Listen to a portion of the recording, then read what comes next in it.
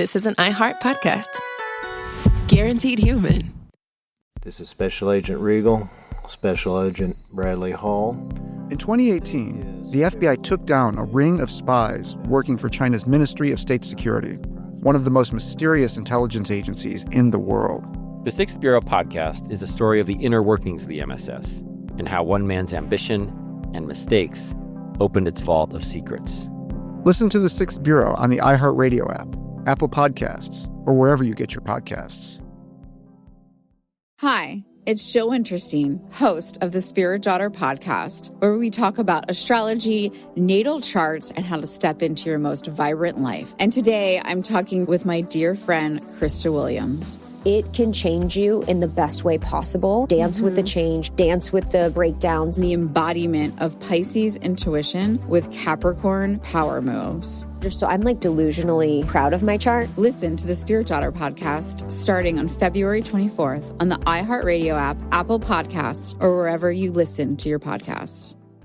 I'm Amanda Knox, and in the new podcast, Doubt, the Case of Lucy Letby, we unpack the story of an unimaginable tragedy that gripped the UK in 2023.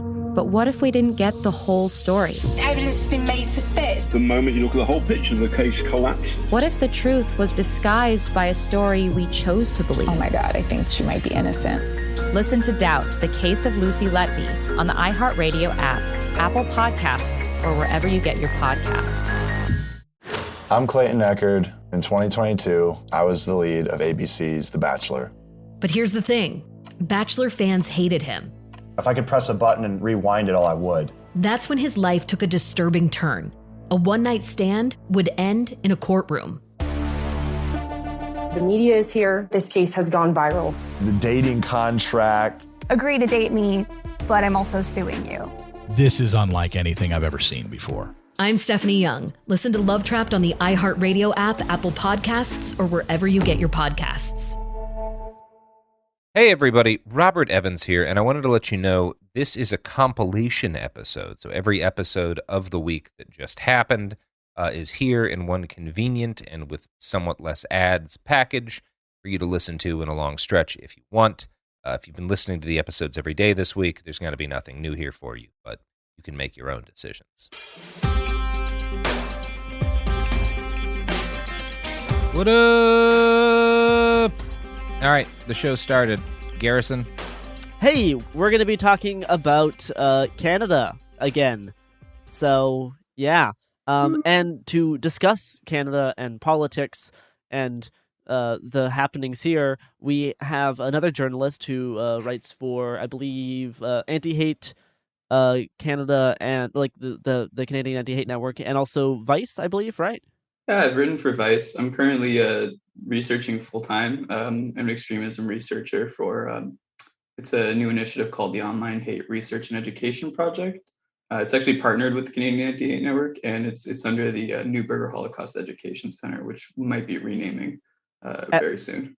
I'm very excited for you guys to get into a Twitter fight with James Lindsay. Can't wait. So yes, Dan here has joined us to talk about Canada because I've gotten a few messages about this thing that's happening. My mother, who's in Alberta, called me a few days ago to talk about this thing that's happening. So I'm getting a lot of things, and it's definitely worth discussing, specifically on some of the rhetoric that people are using around this. So I'm gonna hand it to Dan to talk about how did this thing, what is it and how did it kind of get started? Yeah, well, so Garrison's not alone, by the way, for anyone not in Canada. Every single person's mother in the entire country is called and asked them about it. Statistically. I just got another message literally right now. like literally this second, I just got another one. The moms of Canada have been activated. The moms of Canada have been activated, but not in exactly the same way that they're being perceived to be. Yeah, not all of the ways. So the quote-unquote trucker convoy, which I might get into a little bit later, but I'm kind of like against even calling it a trucker convoy. Yeah.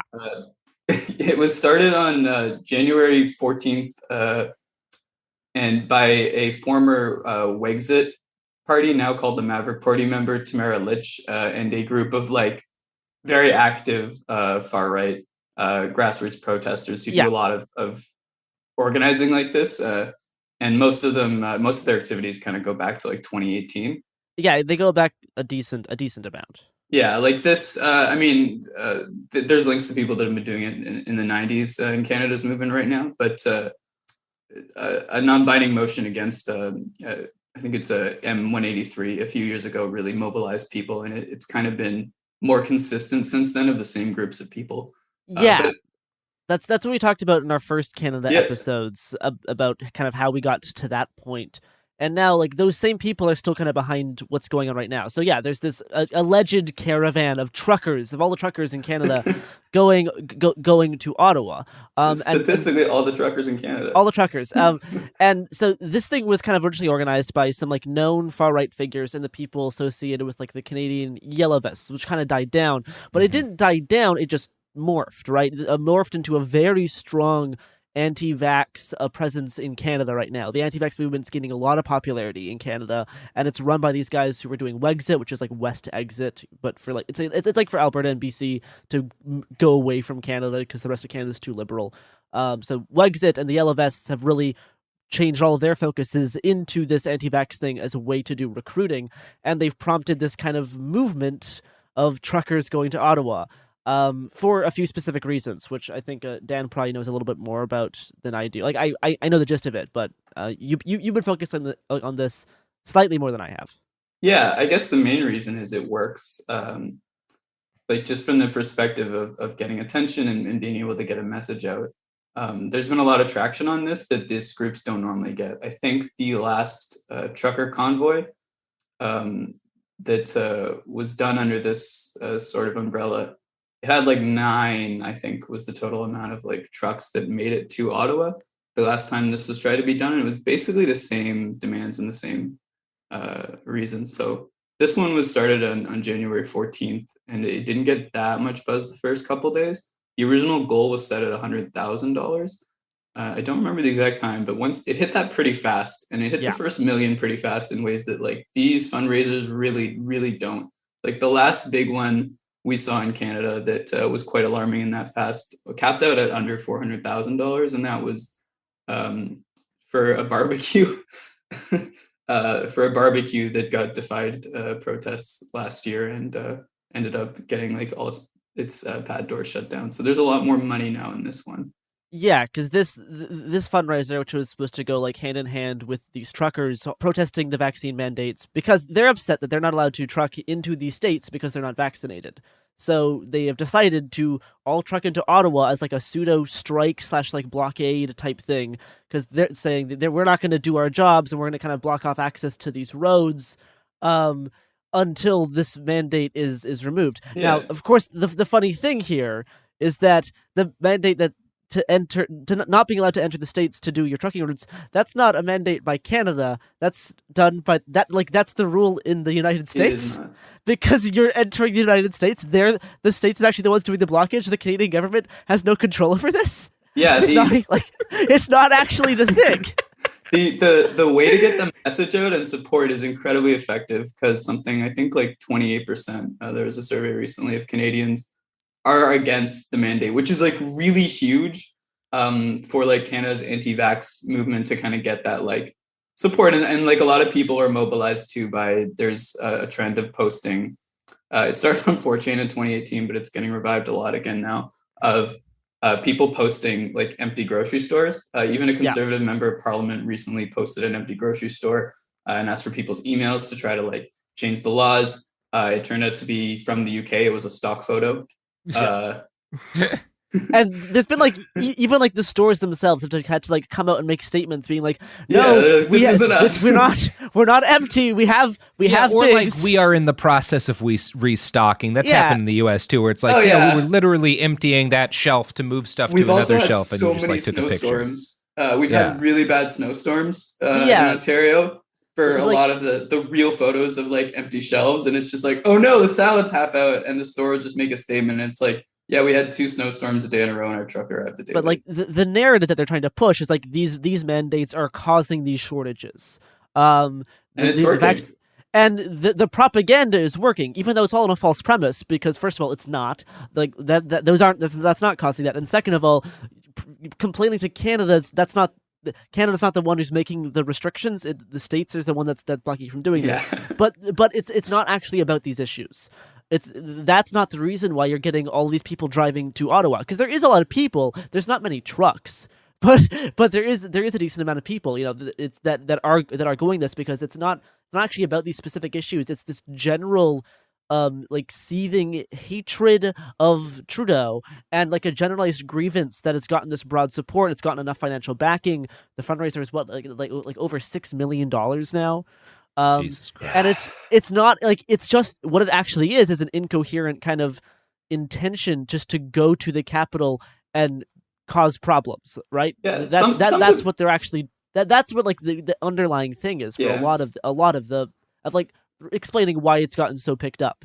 Some official demands like have been put out, and they would be even more confusing like to read than like some of them are. A couple of the most recent ones are just very general, like stop this divisive nature that our government is imposing, kind of thing. Like I'm paraphrasing, but it's really quite bland. Some demands from tangential groups involved they say they won't leave until Trudeau steps down. Others say at one point said until every politician step down. I think that was before someone kind of pushed in more realistic goals into the movement. But like in terms of like what they're talking about for like the rhetoric surrounding it, we're seeing a lot of rhetoric around the sentence being like this can be our version of January 6th. But like they're saying that like in a good way. Like that's the thing that at least some of the organizers, and then it's being carried out into like the generalized rhetoric, is that this should be our own version of this, which is interesting on a few ways.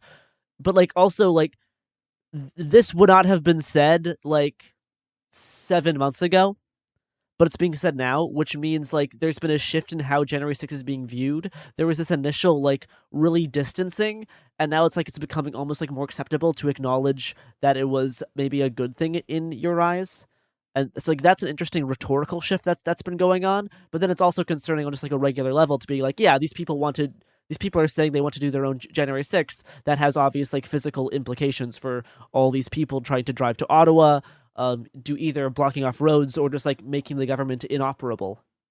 Yeah, a co-streamer or a streamer in what's called the Plaid Army, and now that's sometimes kind of just being rebranded as like Diagolon Network, quote unquote, which we can get into more, but it's going to be sillier. Yeah, they're kind of their own. They're their own issue for later. Yeah, they're their own issue, but it was one of their streamers who is very tangentially connected to like a lot of the far right people that are involved in this protest movement leading up to it. In fact, Pat King, who was officially one of the organizers of the convoy until he wasn't, and then he was again. That was a whole dramatic thing for a day. Like he streamed alongside Plaid Army guys before.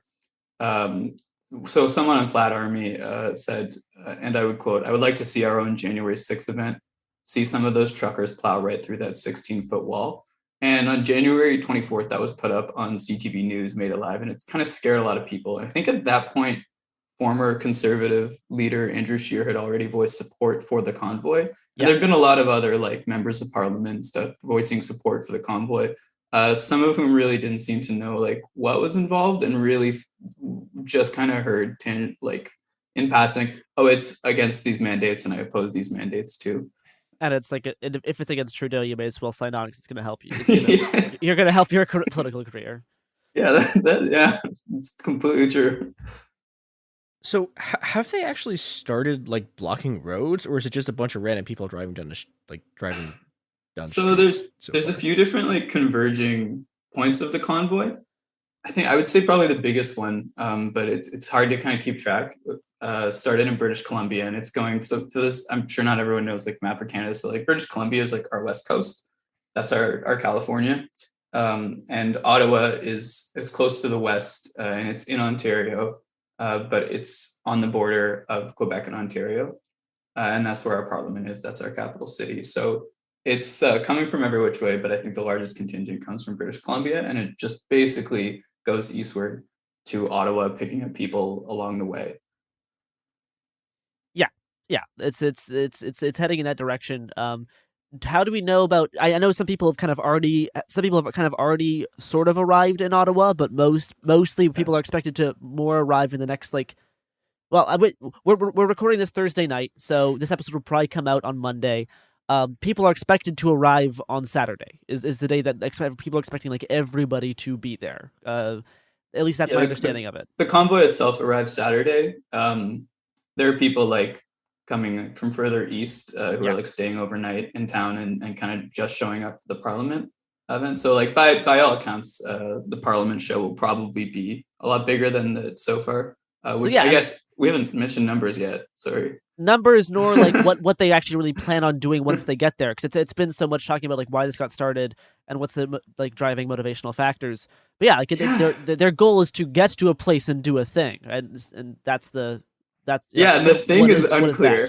That's the unclear part. The thing is mostly unclear. I have seen discussions about blocking off, doing trying to assemble a trucking strike. And then blocking off access so that the government's forced to obey their demands, or else the country will shut down.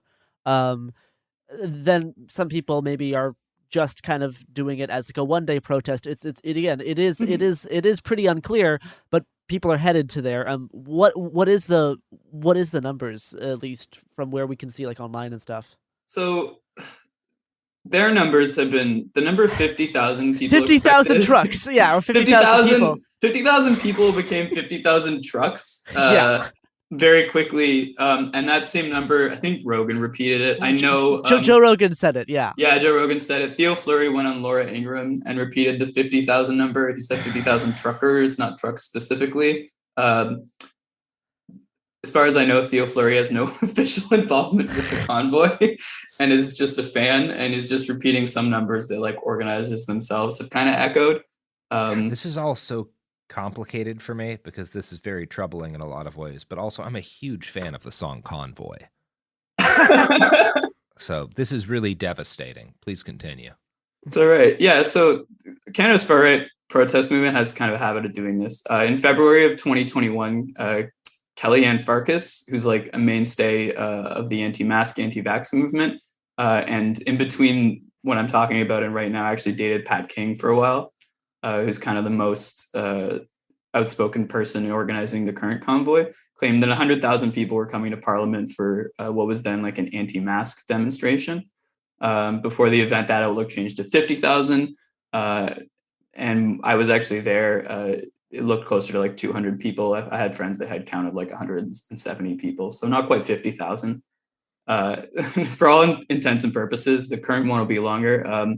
Reporters doing great journalism along the way have estimated up to 400 people so far, including I think 15 trucks outside the Bass Pro Shop in Toronto this afternoon was counted. Side note, if nothing else, got to give them points for stopping at Bass Pro in Toronto. It's a pretty sweet Bass Pro.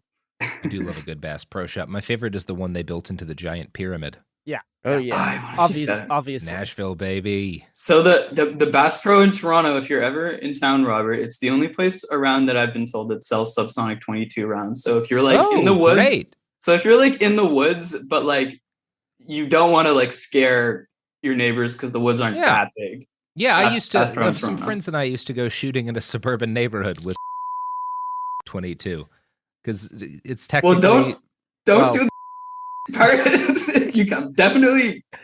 It was legal. Oh right, Canada doesn't. I do not. I don't endorse the. might have to cut this part out for regional sharing. No, leave this all in. Just a bunch of words. Make it nonsense with bleeping. Please continue. Yeah, so only 15 trucks were counted by CBC at that point. And videos and stuff have been slightly short, Yeah, there might have been a couple dozen. Slightly short, but I think by Saturday, I think there's a decent chance that there might be maybe around 50 trucks to 100 trucks. If there's anything more than 500, all of the media footage will look like there's 50,000. That's enough trucks. Absolutely. That, nobody's camera is going to be able to show the extent of them realistically. And then, once they're there, it's unclear what they want to do. Some people just want to do the fuck shit up thing. Some people want to carry on the tradition of what the most of the vax, anti-mask protests in Canada have been, which have been pretty big, but it's been mostly standing with signs. So it is really unclear because, again, most of the truckers in Canada probably are not going to be there, nor to necessarily endorse this idea. Nor is right. It's because they're pressing their whole initial issue is not even based on an actual thing. So it is. I'm not sure how many people are really going to show up because I don't know even how specific it is to an issue. One just really interesting thing that I thought about is with some of these people, talking about, going to Ottawa and not leaving until the mandates are dropped or the entire government resigns. These people who are talking about this, like blockage and shortage and stuff, are also the same people who get very angry at Indigenous people for blocking off roads and trails, for oil and pipeline protests. A lot of them, yeah. Some of them have indulged in pretendian stuff. Like Pat King, back in September, kind of went on a kick where he just let a lot of people believe he was Indigenous and claimed so and not correct them. That is weird. And a family member of him went on Facebook and bombarded people with information that he was not in fact Indigenous, and it was all very weird. And a lot of people held him to comments in the past where he talked about Anglo-Saxons having the strongest bloodlines. Yeah, so that's I think good stuff. Pat King probably deserves his own little deep dive on one of the pods, but yeah, it is with all the people talking about blockades and stuff, most of them coming from the western side of Canada. It is you're talking about all these things, and there's really big pro-oil sentiments in all of this crowd. Because a lot of it is connected to financial and political stuff, not necessarily even this vaccine issue. It's been more like a symbol to just represent their general kind of upsettedness at the way things are going for them. It's interesting to me. So when I first heard about this, I was like, oh, okay, so this is going to be like the Chilean truckers. And I was like, okay, well, this is really bad. But it's interesting to me, how few people they've been able to mobilize. That's not a large number of truckers. We'll see how many they actually get. Yeah, it looks like a lot of vehicles when you see photos and videos I'm in a lot of Telegram and Facebook groups of just people just sharing pictures and photos of the rally, of the convoy passing through their town. And it's like what Robert said, it's huge. When it fills up both sides of the camera and you have a wide depth of field, it looks huge, and it's really hard to count. The money is preposterous. Also, side note on the money, the funds were frozen a few days ago on the 25th, but today $1 million was released back to them because they gave GoFundMe a pretty clear plan, allegedly, according to GoFundMe, for how they're going to distribute it. The rest of it's I think it's 6.7 million now. So the rest of the 5.7 million I think is still frozen. Okay, well, it is cool. it is so much money. Yeah, we should do something like that. And they could actually buy truck nuts for 150,000 truckers, which is the most I've seen them guess truckers are coming. They could buy $20 truck nuts off Amazon for all of them and still have the vast majority of their funds left over. Yeah, but see, that would be an act of actual heroism, and they're not going to do that. Well, the reason why I wanted to talk about this is, one, to acknowledge that it's happening, right? Acknowledge the tactics that they're using in terms of trying to go into an urban area and block off trade routes, essentially. Yeah. And then I wanted to talk about first of all, it doesn't matter that the fact that this is happening is divorced from any kind of direct cause, right? Because their actual grievance is false, and their grievance doesn't really actually matter. There needed to be some kind of cultural or propaganda push in order for this physical action to happen, and that's been done. It doesn't even need to be coherent. And then escalation, people driving here, doing this thing, and then I know there was this one interview. I forgot on what news channel, but they interviewed this one trucker guy, part of this convoy in my hometown of Saskatoon, Saskatchewan, and he said, "I advocate civil war.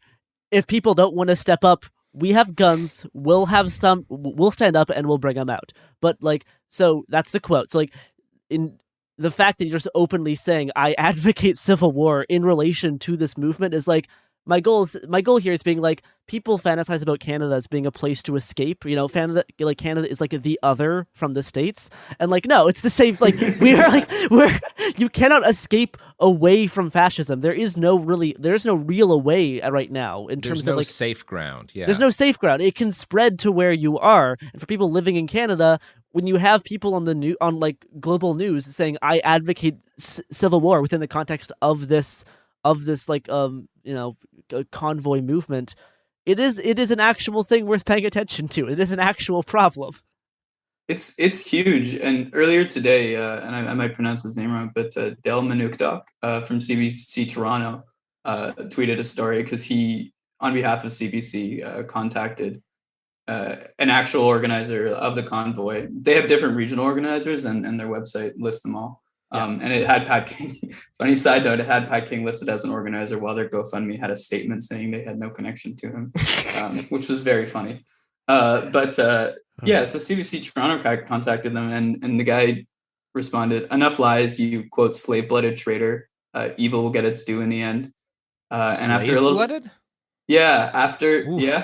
after a back and forth, a very brief back and forth.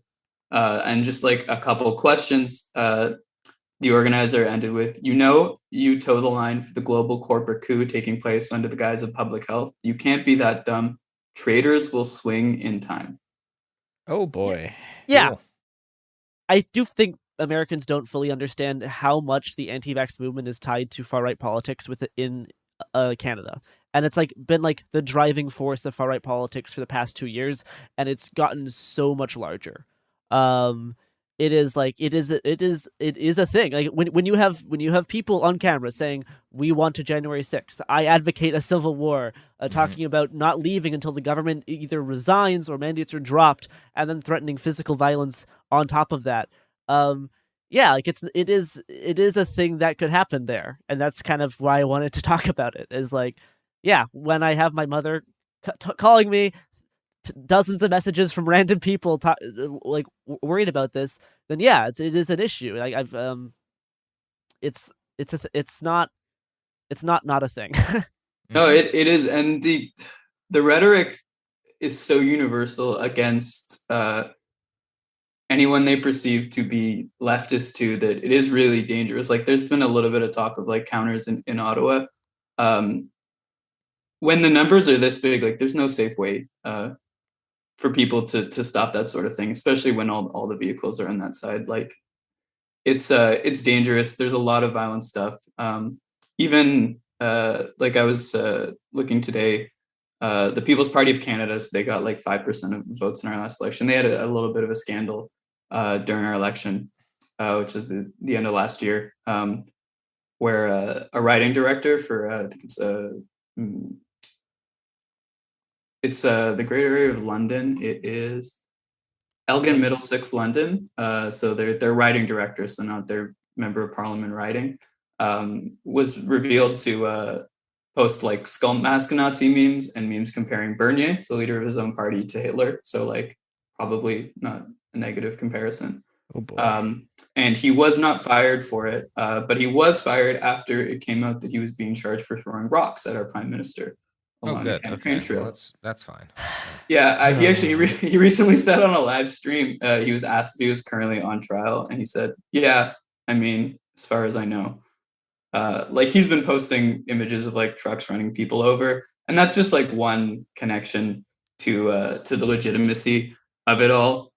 The Plaid Army guys, the ones who talked about driving the truck 16 feet, they're also connected with Bernier. They've had Randy Hillier on their podcast before, who's a sitting politician and a member of provincial parliament, which is kind of like our state senate equivalent over here. They've had him on, and like there's some like legitimacy to it getting on. And when you just talk about the broad movement in general, former Conservative Party of Canada leader Andrew Scheer, who had kind of a rocky departure from the party because he allegedly used campaign funds to pay for his kids' private school. Side note, like he'd already signed on and endorsed and been interviewed Aaron O'Toole, the current leader of the Conservative Party, just today actually said he was going to engage with them. Earlier this evening, Sergeant-at-Arms Packridge McDonald sent an email to our parliamentarians ahead of Saturday's trucker convoy protest. I'm quoting Justin Link's Twitter here. There have been attempts to collect MPs' home addresses. As such, the Sergeant-at-Arms is advising to avoid the rally and go somewhere safe. That apparently wasn't listened to Aaron O'Toole, who said, I'm going to do it anyways. And Justin Link tweeted later, tomorrow I will be meeting with truckers, O'Toole announces, right after parliamentary security warned MPs to avoid the protests entirely. So it's not great. Yeah, I mean, again, this will probably come out after Saturday. So if we don't talk about this again, then that means it's good. I mean, they showed up, they protested, and they kind of dissipated. If we're following this up in a few days with another episode, then that means something bad happened. Yeah. But again, even at this point, it is still worth talking about in terms of generally, like, this is like because this is the kind of like the nut of why this is so important for everybody is what you were saying about, like, when you've got this many people, this many trucks coming from an outside and moving into a city, there's very little that can be done against them. Like there's not really much of an effective counter other than trying to get another mass of people in cars to confront them, and that's a potentially dicey situation. So this remains a very powerful tactic. We've seen it used all over the United States too. Like, and it's this idea of like blockading a city. Even though this is kind of the earliest step in taking that, this isn't going to be the last time people try to extend this logic. Yeah, so that's kind of the surrounding cultural reasons and shifts in rhetoric and like applicableness as like an act of like protest or like revolt or insurgency, whatever term you want to use, is just interesting because like a lot of these. The other interesting thing about the States compared to Canada is like, in the States, we have an actual like far right movement. Like we have conservatives, and then we have like the far right movement. In Canada, that distinction is not much of a thing. A lot of there is some far right figures who try to push stuff forward, absolutely, but a lot of like the space in between conservative and far right is kind of a little bit more fluid. Because like a lot of these people who are showing up are not like far right protesters. They are kind of regular conservatives, but they're still getting sucked into saying, "I advocate a civil war." Like that is just like a regular conservative dude. He's not a member of any kind of political thing. That is just kind of what this culture on the western side of Canada really like kind of defaults to almost when you start going into this kind of like anti-Trudeau territory. Because that's their main politics is anti-Trudeau. Like that is what they are. So anything that gets to that point is allowed, whether that is conservative or that is like more far right. As long as it's anti-Trudeau, then it is a valid politic, and that's another distinction in the state that is a thing into Canada that I don't really see as much in the States. It's very familiar to me when you talk about how anti-Clintonism fed into Trumpism. Like that is, I think, a worthwhile comparison to make because there were a lot of American conservatives who could get in bed with anybody if they were standing against Hillary or Bill. Cool stuff. Well, this is all fun. I hope to not talk with you about this again, Dan. But there is a chance. There is a chance we will have conversations. If you wouldn't want to, after this episode airs, if people want to see what happened, right? Because this airs probably Monday, and the convoy is set to arrive on Saturday. Where can they find work talking about this? Whether that be like your Twitter feed or if any articles are planned. So I'm planning on live tweeting. I can't make any promises because safety's always a thing. Yeah. And I won't know what it looks like until Saturday happens, but I'm planning on live tweeting. My Twitter is @spinelessl. That's the word spineless and then just the letter L. So yeah, you can check in on his account to see if he has a thread by the time this episode's out. And yeah, that's how you can kind of figure out what happened if you're just listening to this now. And then in the meantime, there'll be a lot of Ottawa media covering it if you just want to see the fallout. I imagine the Canadian Anti-Hate Network might talk about it more. They put out an article today on it that covers more of the kind of problems that the far right that we talked about today than most other media will go into. They did. Awesome. That was a very good article. And then also today, Elon Musk tweeted in support of the Canadian truckers. So just in terms of, let's just, as a good example, I think this situation is a really great way to start thinking about politics and culture, and how they relate to each other and how this type of thing succeeds and how it succeeds, and why this rhetoric is so successful in bringing in so many people in Canada and raising $6 million, almost $7 million. But anyway, that is the show. One more plug, Dan, so people know where to find you. I only really am active on Twitter. So again, it's at SpinelessL, the word spineless, as in I don't have a spine, and then the letter L on Twitter.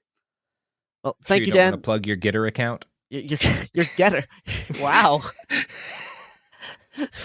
Yeah, real Getter user vibes coming off of Dan. The only social media platform that Joe Rogan looked at and said, eh. Robert's just trying to get me to plug my sock puppet accounts. Yeah, yeah. Everyone follow his socks. This is a fucking op. You can follow all my sock puppets at fascistwizard.ca. Anyway, that is that does it for our show. Thank you for listening, and yeah, convoys, Canada can't escape. Bad. Excellent. Thank you for having me.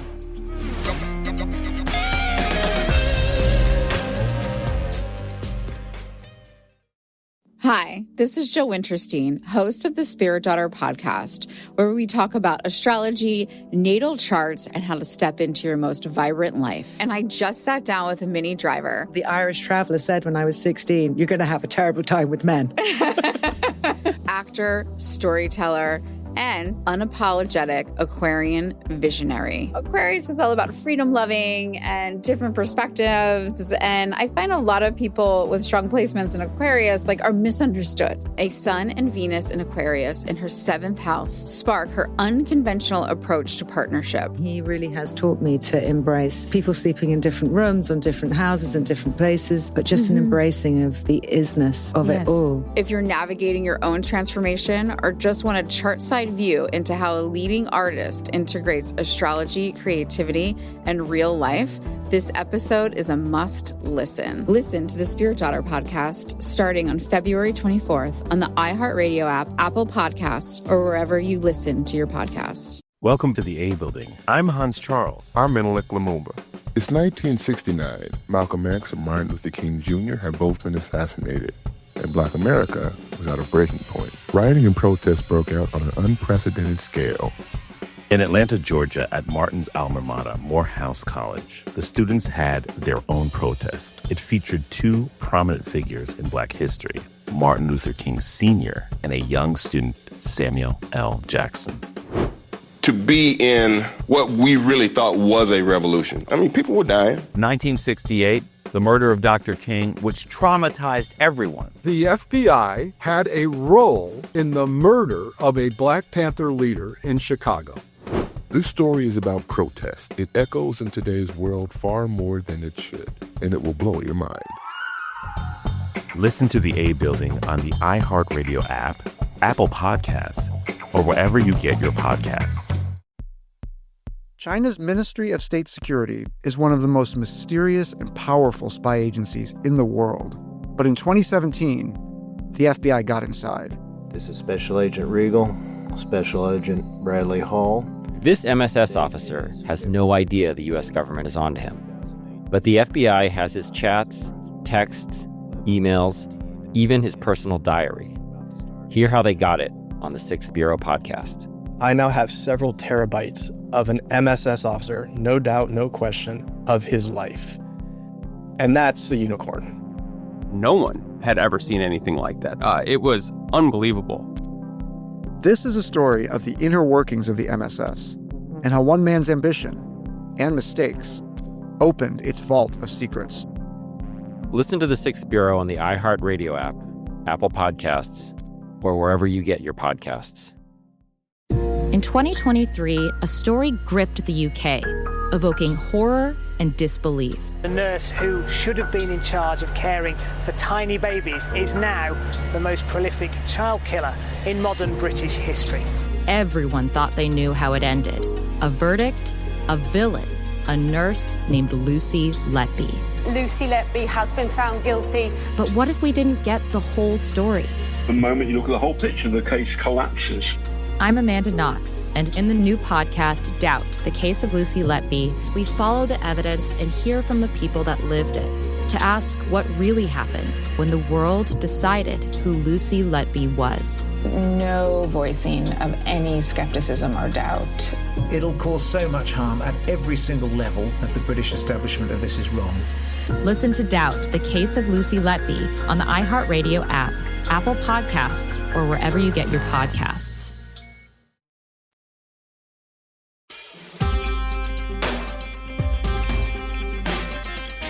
It's the New Year's again! Woo!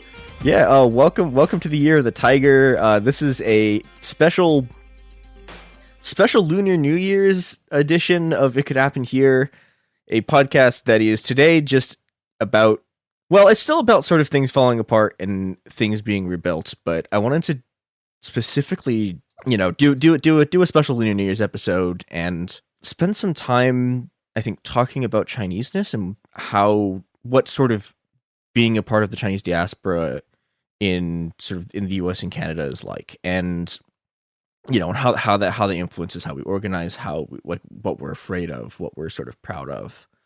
And with me to talk about this, we have JN, who I think first time ever returning guest. Yeah, who is it?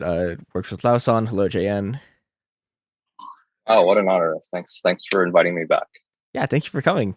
And we also have Jane Shi, who is a queer Chinese settler living in unceded traditional and ancestral territories in the Musqueam, Sasquamish, and Tsleil-Waututh nations in what is falsely and fakely considered Canada.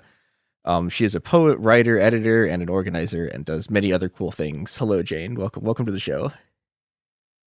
Hello, thank you for having me. Just wanted to share that it's Musqueam, Squamish, and Tsleil-Waututh. Yeah, sorry. Unfortunately, I do not live up north, and so my pronunciations of tribal names are even worse than they are for the tribal names that are around me. So my apologies. No worries. Yeah.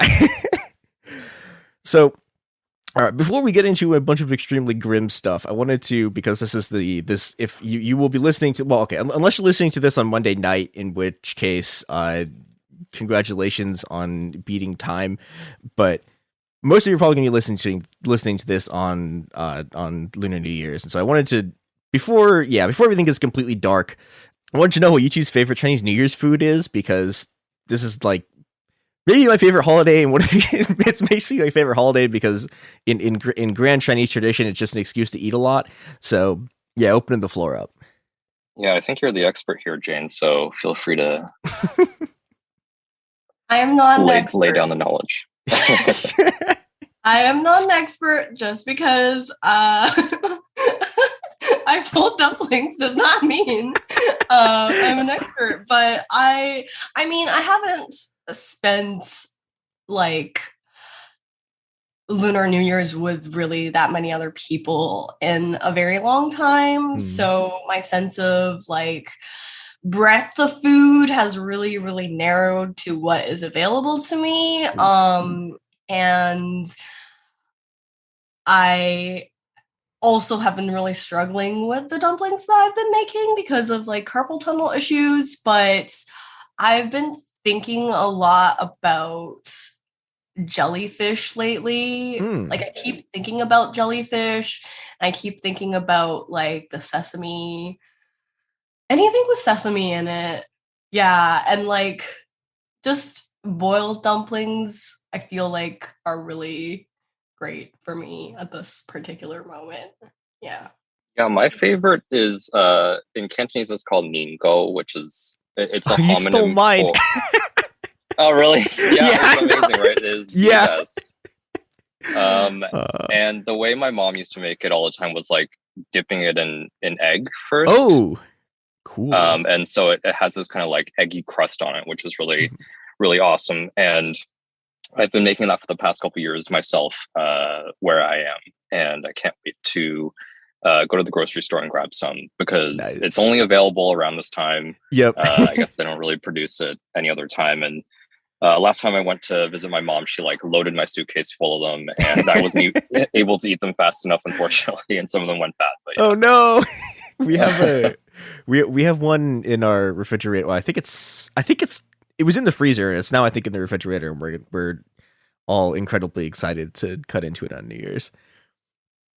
Yeah, do you guys do the? Because I know, so we normally have red bean ones. I know there's like brown sugar ones or something that are like plain. Wait, I just wanted to check. Like, is it niangao? Yeah, or at least So like the sort of like flour thing that is like shaped like a semicircle.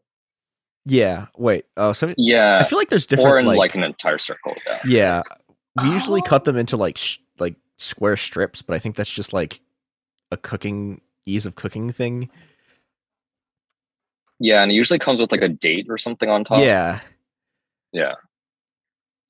When it's packaged. That is so interesting because I feel like the niangao that I grew up with doesn't usually have a lot of things on it. It's kind of like sticky and kind of plain. And I'm just this is a new thing for me. Yeah.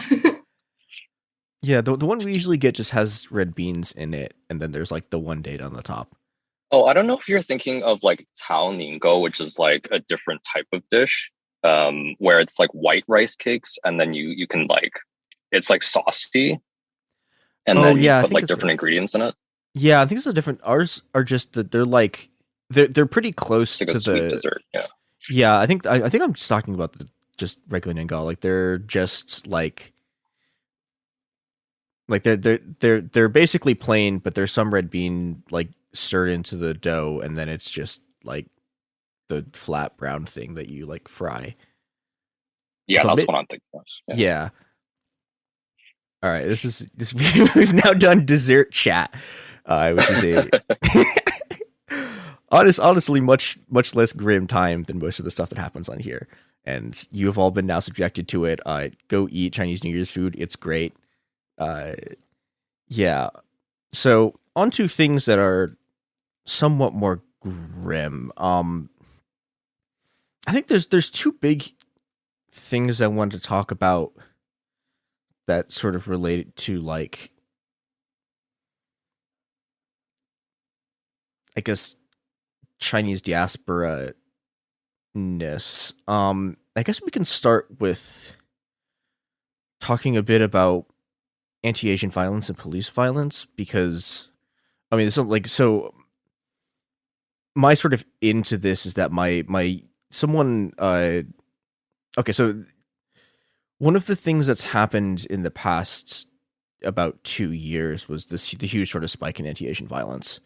But then, part of what happens politically around that was there was this huge attempt to essentially turn anti-Asian violence into, I guess, like the anti-BLM, like especially in the US. But I think this happened elsewhere too, where it didn't. I don't know. It worked in some places and didn't work in other places. So I went to the University of Chicago, and a few months ago now? Maybe it was a month or two ago, a Chinese international student like got shot on campus, and this turned into a huge sort of like bring more cops on campus. There was this huge petition that got signed. The people were like asking for more security cameras and asking for more cops, and like the UCPD like a couple of weeks later just like shot a dude. And so that there's been I've been seeing this tension a lot. And I was wondering if you two had also sort of run into similar stuff and what your thoughts were on it.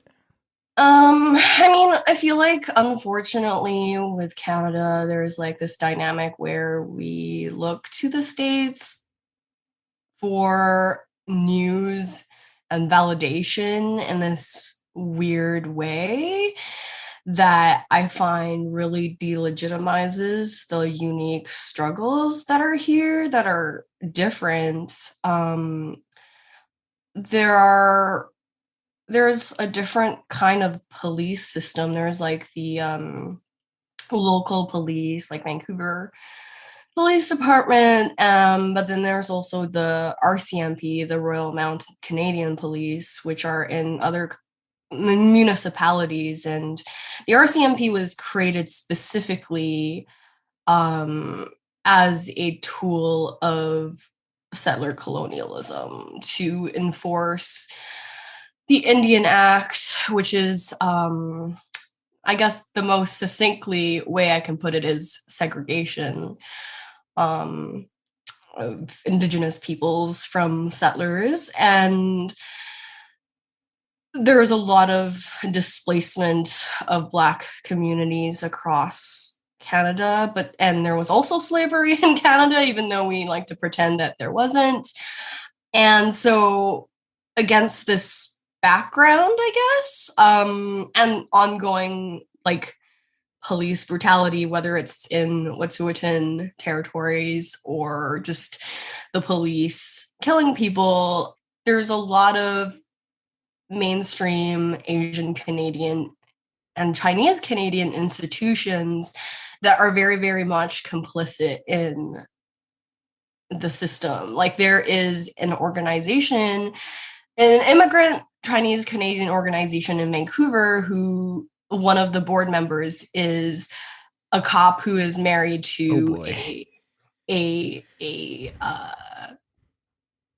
city councilor. And a lot of the discourse that institutions, not people themselves necessarily, but institutions create around, for example, the revitalization of Chinatown or the preservation of culture is around, oh, there's graffiti in the neighborhood. Chinatown in Vancouver is in the downtown east side, which is considered the poorest post-code in Canada. And it's like a tight-knit community with a lot of Indigenous peoples, Black people, people in poverty struggling against the poisoning massacre, wherein the government is not providing safe supply, and where the police just kind of like are everywhere, pointing guns at everyone, displacing the tent cities. And so when there is but just like a demonized group of people that the general public doesn't know enough about. If you walk through the downtown east side and talk to people, you would talk to people about their experiences with residential school, their experiences with missing family members, experiences with poverty. And in the broadest terms, it's like the way that Chinatown's being gentrified, people tend to blame the poor. And there's like this divide and conquer mentality within the Asian diaspora, within the Chinese diaspora specifically. And so similar to what happened with Michelle Go, similar to her, there was a South Asian elderly woman who a group of people who lived in the tent city had killed pretending to be cops when they knocked on her door. And one of the city councilors in Vancouver was like, we need to stop indulging in these tent cities. Meanwhile, there's a lot of like marginalized people in these tent cities who can't, who need to live there because it's COVID times and society has abandoned them. So it's like anti-Asian racism and violence has also the so-called hate crime thing has so apparently increased. And I don't think that it hasn't increased. It's just that like the way that the media, the way that the institutions within Canada is also jumping onto the police wagon, the hate crime angle, rather than learn from abolitionists, rather. Yeah, this is a long way of putting it. It's like it's similar, and I know a lot of details. Yes. Yeah, I mean, I think that tracks. I mean, the targets are slightly different just based on sort of scenarios, but on the sort of local context. But I think that tracks a lot with what we've been seeing here. As I think there's another thing that I don't know. So I really don't like the term like because the is it the Twitter hashtag Stop Asian Hate? Like I hate that framing of it as sort of hatred, not racism. But even the sort of the anti-Asian violence framing, which I've been used a lot, I think has problems because, I mean, this is one of the things you were talking about. One of the things that I've seen a lot is just, anytime, like, there are genuine sort of racism attacks, right?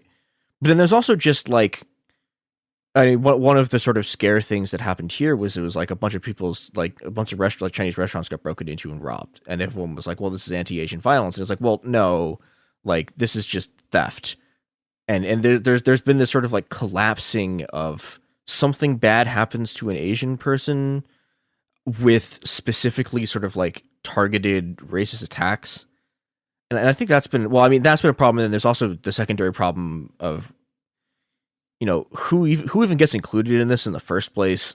Like one of the biggest things I've been frustrated about is, the sort of the selective inclusion of South Asian people. Like there was a shooting at a FedEx facility last year by a guy who was like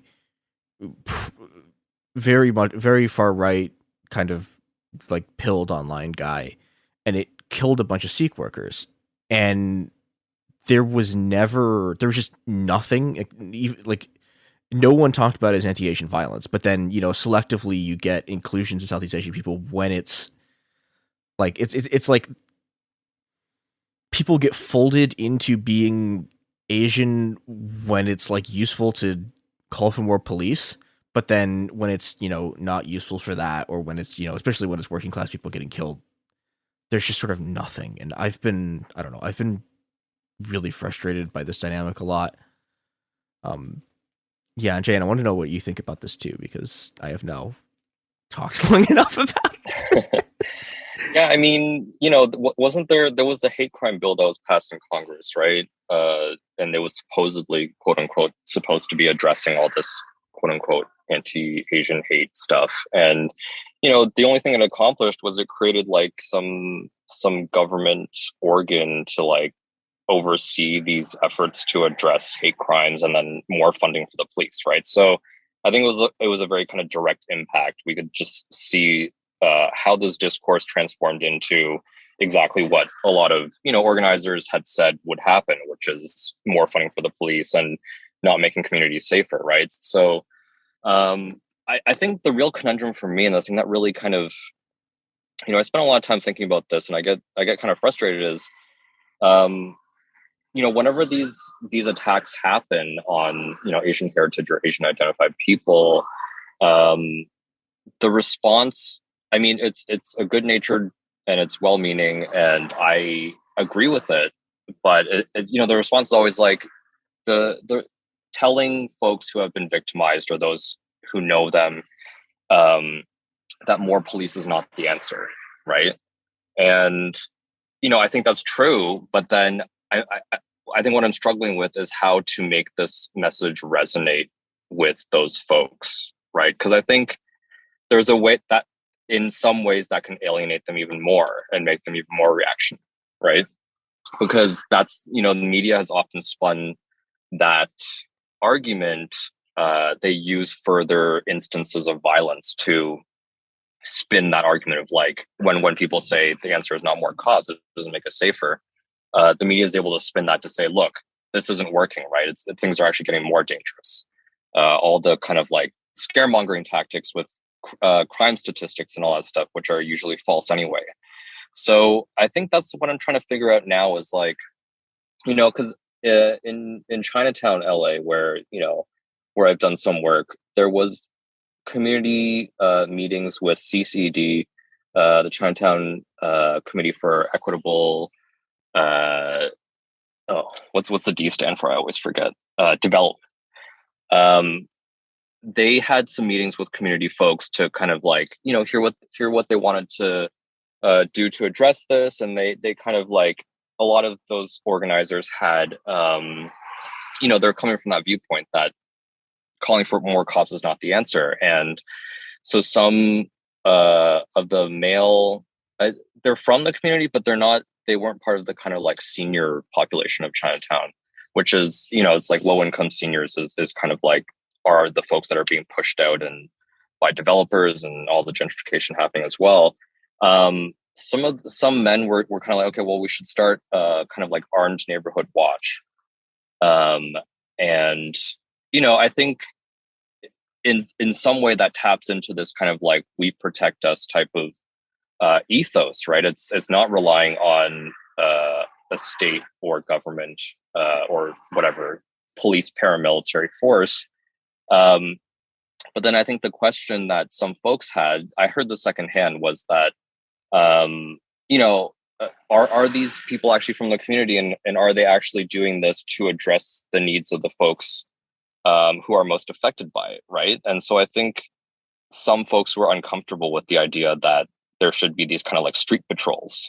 And so there's just so many different ways to approach this, and I haven't, I'm not laying blame on anyone, but I just haven't seen an effective way to counteract that call for more police yet. That's a really good point, because I feel like when especially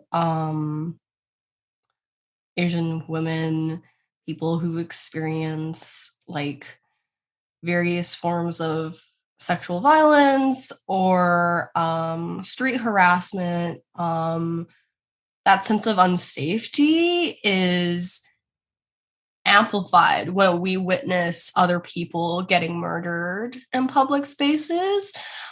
And so I think in a way it's like understandable why people want to grasp for any kind of solution, and also why that kind of trauma can be weaponized or like taken advantage of immediately. Like, just because I'm like, who asked for you to be street patrols of Chinatown? Who decided that you make the communities safer? Have you consulted the seniors? Have you talked with all of the seniors, all of the elders, to ask them like, how would you feel if I did that? Like, where is that suggestion coming from?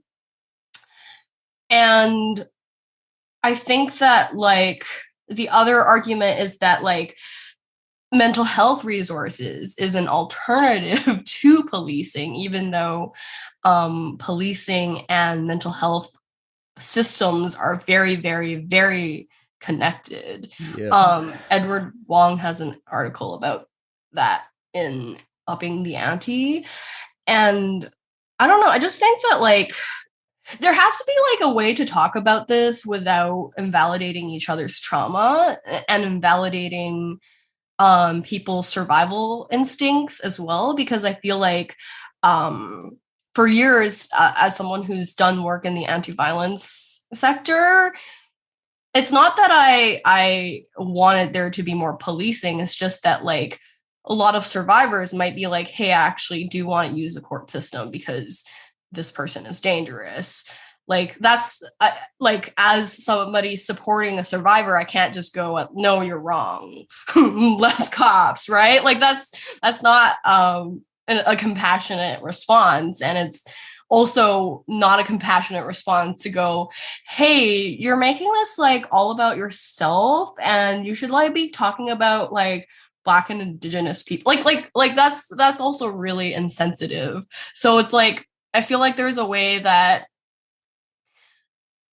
there is like a way to talk about abolition that really needs to respect every survivor or every like community's like trauma. And it's not an easy thing, because it's not like our communities have had good way to respond to trauma. Like haven't really, like we're still breaking the cycles of intergenerational trauma. Yeah, and I think this kind of comes back to another sort of difficulty of this whole project, because, you know, a lot of the sort of the abolitionist framework is about like transitioning things towards community solutions, but like, what is that? You know, like what does that even mean when you're dealing with? You know, this is part of the problem with, well, okay, you have armed self-defense groups, but you know what happens when inevitably, and this is just something that happens. Just, you know, this is the nature of security forces, right? Is eventually you're going to get abusers in it, and it's like, okay, well, what happens then, and what happens when, you know, like the abusers are people inside the community, and this is compounded, I think, by this problem of what even, you know, I think there's a broader problem of like what Asianness is, and there's a broader, and this is also sort of localized problem of like what even like is the Chinese community at all, because you're dealing with something that's incredibly fragmented. You're dealing with people who speak different languages. You're dealing with people who've been in these places for, you know, some people have been here for centuries, some people who've been here like 2 months, and I think that makes it really difficult in a lot of ways to sort of like even just bring together something that could be a community. And I know it happens, and I know, you know, there's lots of different sort of like fragmented communities, but I think it makes this harder because there isn't a sort of like ready-made thing you can turn to and go, okay, well, this is how we're going, like this is the group of people, and this is the sort of like social sphere, and this is the community that we're going to turn to sort of deal with this stuff. There's just this kind of a bunch of amorphous different groups. And then also you have the problem that, like, you know, if you're going to talk about like political forces in Asian communities, like the business associations are extremely powerful, and, you know, we have different objectives than they do, but they're also like extremely well organized in a way that most other sort of like Chinese groups aren't. I don't know, that's been where my thinking has been going on this. Yeah, I think there's some resonance with what you're saying and the kind of dynamics that you're identifying, and what I've kind of witnessed and experienced in like Hong Kong diaspora organizing, which I think, you know, there's a lot of overlap with that same type of like, you know, small business organization type of thing that usually dominates Chinatowns across North America, which is the case in LA. And actually, CCED spends a lot of time fighting the small business organizations because they are very friendly with developers, and they're usually pro securitization and anti poor folks and all that kind of stuff. So there is that element, right, where a lot of the times, you know, you are fighting against people who might have the like same heritages, for example.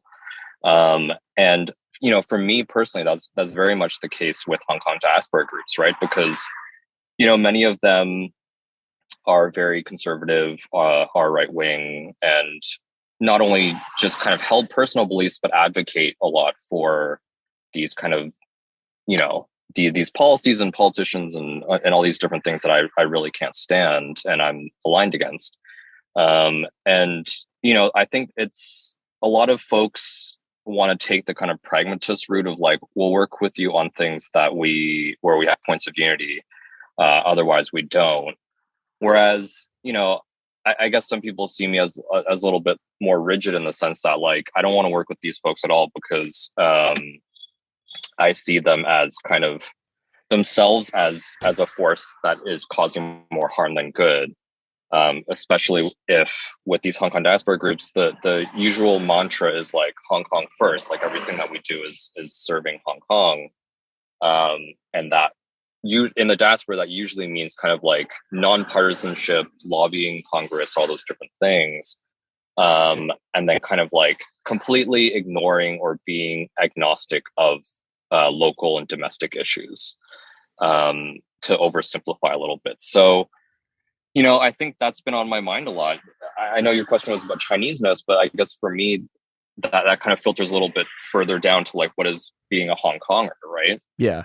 It's really difficult to organize with your specific quote unquote ethnic or diaspora community when the meaning of diaspora is not a cohesive community, but people's memories of home.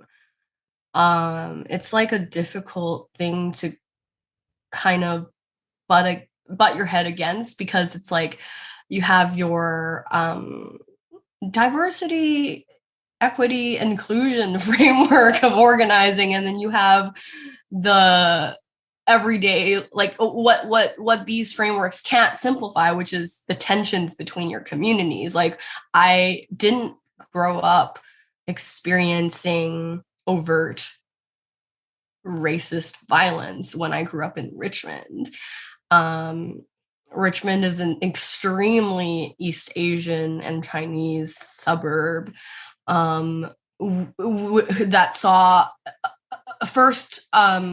not first, but just like at some point a wave of Hong Kong diaspora because of 1997. And then afterwards, more like mainlanders. And so on the playground, somebody was like, "Are you from Taiwan, mainland, or Hong Kong?" And that was when I was like 7. And that was my introduction to what it means to be in diaspora in this particular kind of way. And being like just right like in that and figuring yourself out within that, and seeing how there is just an absence of community because of how like these different geopolitical experiences have like separated us and made it more difficult like when we filter our parents' political beliefs onto each other. It's kind of like this awkward thing. But I think that like in trying to contend with that in the present, it's sort of like we have these older institutions that other people that the older generations have built. What new things can we build? What things can we because I feel like I'm really rigid too. I'm like really not great at talking across the aisle, and when I do, it's not really about anything substantive. It's like, hey, like, hi, it's good to see you. Like when you live in a place, you don't want to make enemies, but like it's a really hard thing. And it's even more heartbreaking when you find out slowly that people are just taking advantage of you. Right? Like, and I don't know, it's a really difficult thing to organize against when you're like, you all hate me. Great, love it. This has been Naked Happen here. Join us for part 2 of this discussion tomorrow, where we go into more detail on the state of the left. In the meantime, you can find us at Happen Here Pod on Twitter and Instagram, and check out the Cool Zone for other shows that we do.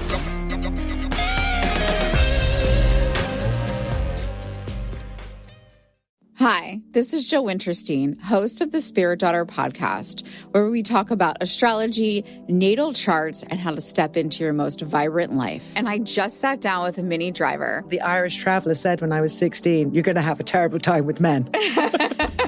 Actor, storyteller, and unapologetic Aquarian visionary. Aquarius is all about freedom-loving and different perspectives, and I find a lot of people with strong placements in Aquarius are misunderstood. A Sun and Venus in Aquarius in her 7th house spark her unconventional approach to partnership. He really has taught me to embrace people sleeping in different rooms, on different houses, in different places, but just an embracing of the isness of it all. If you're navigating your own transformation or just want a chart-side view into how a leading artist integrates astrology, creativity, and real life, this episode is a must listen. Listen to the Spirit Daughter podcast starting on February 24th on the iHeartRadio app, Apple Podcasts, or wherever you listen to your podcasts. Welcome to the A Building. I'm Hans Charles. I'm Menelik Lumumba. It's 1969. Malcolm X and Martin Luther King Jr. had both been assassinated, and Black America was at a breaking point. Rioting and protests broke out on an unprecedented scale. In Atlanta, Georgia, at Martin's alma mater, Morehouse College, the students had their own protest. It featured two prominent figures in Black history, Martin Luther King Sr. and a young student, Samuel L. Jackson. To be in what we really thought was a revolution. I mean, people were dying. 1968, the murder of Dr. King, which traumatized everyone. The FBI had a role in the murder of a Black Panther leader in Chicago. This story is about protest. It echoes in today's world far more than it should, and it will blow your mind. Listen to The A Building on the iHeartRadio app, Apple Podcasts, or wherever you get your podcasts. China's Ministry of State Security is one of the most mysterious and powerful spy agencies in the world. But in 2017, the FBI got inside. This is Special Agent Regal, Special Agent Bradley Hall. This MSS officer has no idea the U.S. government is onto him. But the FBI has his chats, texts, emails, even his personal diary. Hear how they got it on the Sixth Bureau podcast. I now have several terabytes of an MSS officer, no doubt, no question, of his life. And that's a unicorn. No one had ever seen anything like that. It was unbelievable. This is a story of the inner workings of the MSS and how one man's ambition and mistakes opened its vault of secrets. Listen to the Sixth Bureau on the iHeartRadio app, Apple Podcasts, or wherever you get your podcasts. In 2023, a story gripped the UK, evoking horror and disbelief. The nurse who should have been in charge of caring for tiny babies is now the most prolific child killer in modern British history. Everyone thought they knew how it ended. A verdict, a villain, a nurse named Lucy Letby. Lucy Letby has been found guilty. But what if we didn't get the whole story? The moment you look at the whole picture, the case collapses. I'm Amanda Knox, and in the new podcast, Doubt, the Case of Lucy Letby, we follow the evidence and hear from the people that lived it to ask what really happened when the world decided who Lucy Letby was. No voicing of any skepticism or doubt. It'll cause so much harm at every single level of the British establishment of this is wrong. Listen to Doubt, the Case of Lucy Letby on the iHeartRadio app, Apple Podcasts, or wherever you get your podcasts.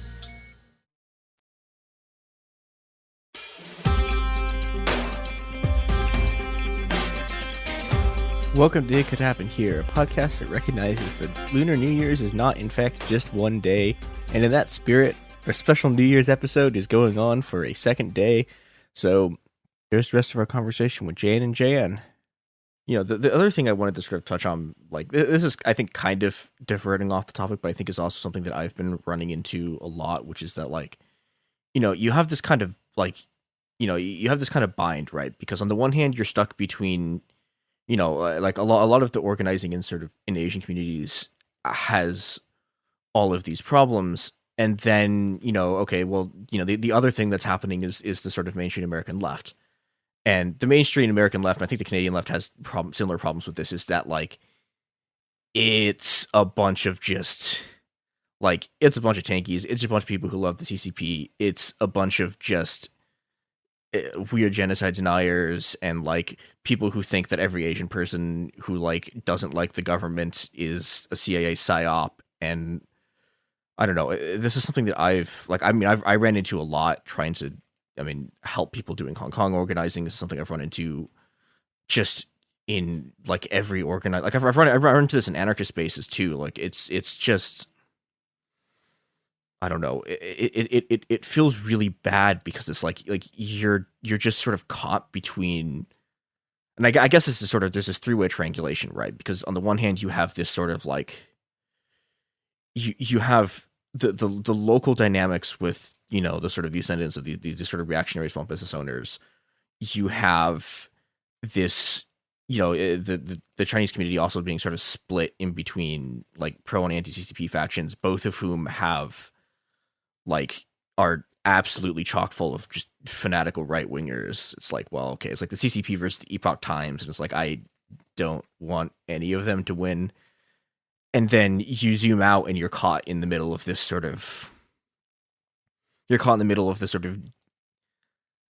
don't know. I think it's sort of like a Fox geopolitical struggle, but like one of the big sort of ideological conflicts being between both the CCP and the US, sort of like using the specter of each other to sort of like to stir up their bases. And I don't know. I'm incredibly frustrated by it. I'm incredibly frustrated by the way that these groups have, especially like the anti-CCP, like the pro-CCP groups have sort of selectively been using anti-Asian violence as, you know, basically making the argument that the importance of anti-Asian violence is that, well, this only happens because people say mean things about the CCP, and if no one didn't like the CCP, then there wouldn't be any violence, even though like anti-Asian violence here predates the existence of a communist party in China by centuries. Like we invaded China like how many times? At least twice, maybe three. I think at least twice and maybe three times, like before there was a communist party. And so I don't know. I feel trapped a lot between these dynamics in ways that are very frustrating. And yeah, I guess I want to open the floor up to talk about that. I guess I see it as like co-optation partly. But I guess I also see it as how power works. Like there's like this local paper, and I was researching sort of the history of Chinese diaspora organizing locally, and there was a spat in the paper between two people who one of whom is from a newer Hong Kong diaspora. There was like a whole spat in the paper about his history, and there's the history of like those tensions are like written in the community itself. Like it's not a new thing that people argue about what happened on June 4th. It's not new that people are really mistrustful of each other, and that there are actual like government forces that infiltrate and create a like basically deny other people's struggles, like when that government is themselves perpetuating it. And I guess it just is really hard when fellow organizers that you otherwise really like want to get along with are like uncritical of the state that has oppressed your family. Because you're just kind of like wait, so have we had a conversation about this? Like, we clearly haven't talked enough if this is what you believe in. And it's just a little bit hard because it's like community building is not assuming that we're in solidarity. Community building is actually like doing that hard work. Like, what is your community experiencing and what is my community experiencing? How are we being like weaponized against each other? Like, yeah, how are these governments like manipulating like communities? But that's like really hard when trust has been probably broken like immediately. Yeah, I think you're so right that it's really about co-optation, and a lot of it, like what I've witnessed, is really so much about and this is like you're saying, Jane, this is a much older dynamic than, you know, just the past couple of years, is like states being able to use this kind of home and diaspora framework to demand loyalty through like targeting diaspora people's guilt. Yeah. And so there's so many like guilty diaspora people I know who are like, you know, usually from a class perspective, right? Because they had their family had the resources to leave, or they were not born in the home country or whatever, because of their family background, that type of thing. And they want to subsume that by taking this radical, you know, anti-US, anti-Canada stance. which is fine. Like, obviously, being anti-US and anti-Canada is a good thing, but the thing that's really kind of frustrated me the most is seeing these kind of like radical folks in North America, especially queer folks, who are like, they'll take the most reactionary positions against women and queer and, you know, LGBT folks in China, for example, by supporting a state that is repressing them, right? So it's such cognitive dissonance to me. Like, I don't understand why these folks can't see that they're kind of perpetuating this violence in the service of this kind of overarching imperative of not ever saying anything bad about China, because it'll bolster the US propaganda war machine. Which is like, there's absolutely a way that, I mean, that absolutely happens if you do that uncarefully, right? If you just kind of repeat US media narratives and stuff like that. But I think there's absolutely a way to do both, right? And to me, the way to do that is to not support the state discourses that demand loyalty from the diaspora, but to actually, you know, it's the grassroots thing, right? It's just kind of like, we support queer folks around the world who are struggling under repression from their governments and that type of thing. And being able to very carefully say that with nuance, and to be against both at the same time, for example. But that's really, really difficult, right? And people have very kind of vitriolic reactions when you try and do that, as you know, she said up top, Chris. So I don't know. This is still the conundrum for me, because I tend to take the more rigid stance against these folks, but I know people who are very kind of, they take a more compassionate stance, which is like, these are newly politicized youth. They're just coming to a lot of these politics and positions.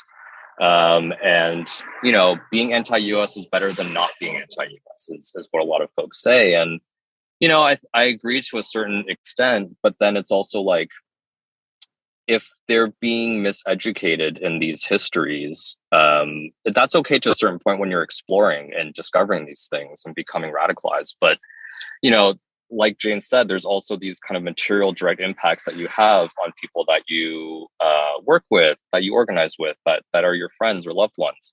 That, you know, that kind of explanation of like, oh, they're just learning is like, it's insufficient in that kind of individual way, because you're still hurting people and threatening people around you, right? So I think there has to be a balance in like being able to steer folks into these like non-Stalinist, non-statist directions, even while they're discovering. I hate how we're even having to be like steering people into a non-Stalinist perspective. I'm just like, I'm not horny for Stalin. I like, the thing that pisses me off about this is just like they're not even Stalinists. Like, this is the thing that's frustrating. Like, if they were merely 20th century Stalinists, we wouldn't be having this argument, because, you know, 20th century Stalinism is like, well, yeah, okay, like 20th century Stalinists are anti-market economy, and it's like, no, they've somehow found a way to take literally the worst aspects of Stalinism and then be like, okay, but what if Stalinism but also capitalism good at the same time? And it's just like, how did you do this? Like, how did you come up with an ideology that, like, I don't know. I mean, I think also a thing that's been frustrating to me about this is like, it's a way of sort of it becomes this way of channeling, you know, you have the diaspora guilt on the one hand, then you have just random sort of like white leftists sort of white guilt, and it becomes this way of like channeling that into this sort of fall anti-racism, where, you know, you get people who are like actual professional like hacks, right? Like Roger Day, for example, being like, you know, doing things like, well, if you criticize the Chinese state at all, it's xenophobia, and like you're directly leading to people getting killed, and it's like, no, that's not how this works. And there's this kind of it's this problem of they have this fundamental inability to see Chinese people as people and not a sort of undifferentiated mass that can be sort of rallied behind an ideology. And I don't know, that's been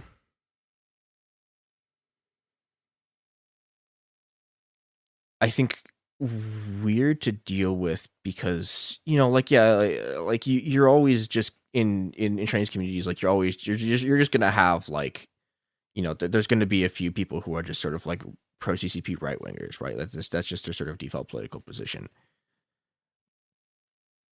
But there's this way in which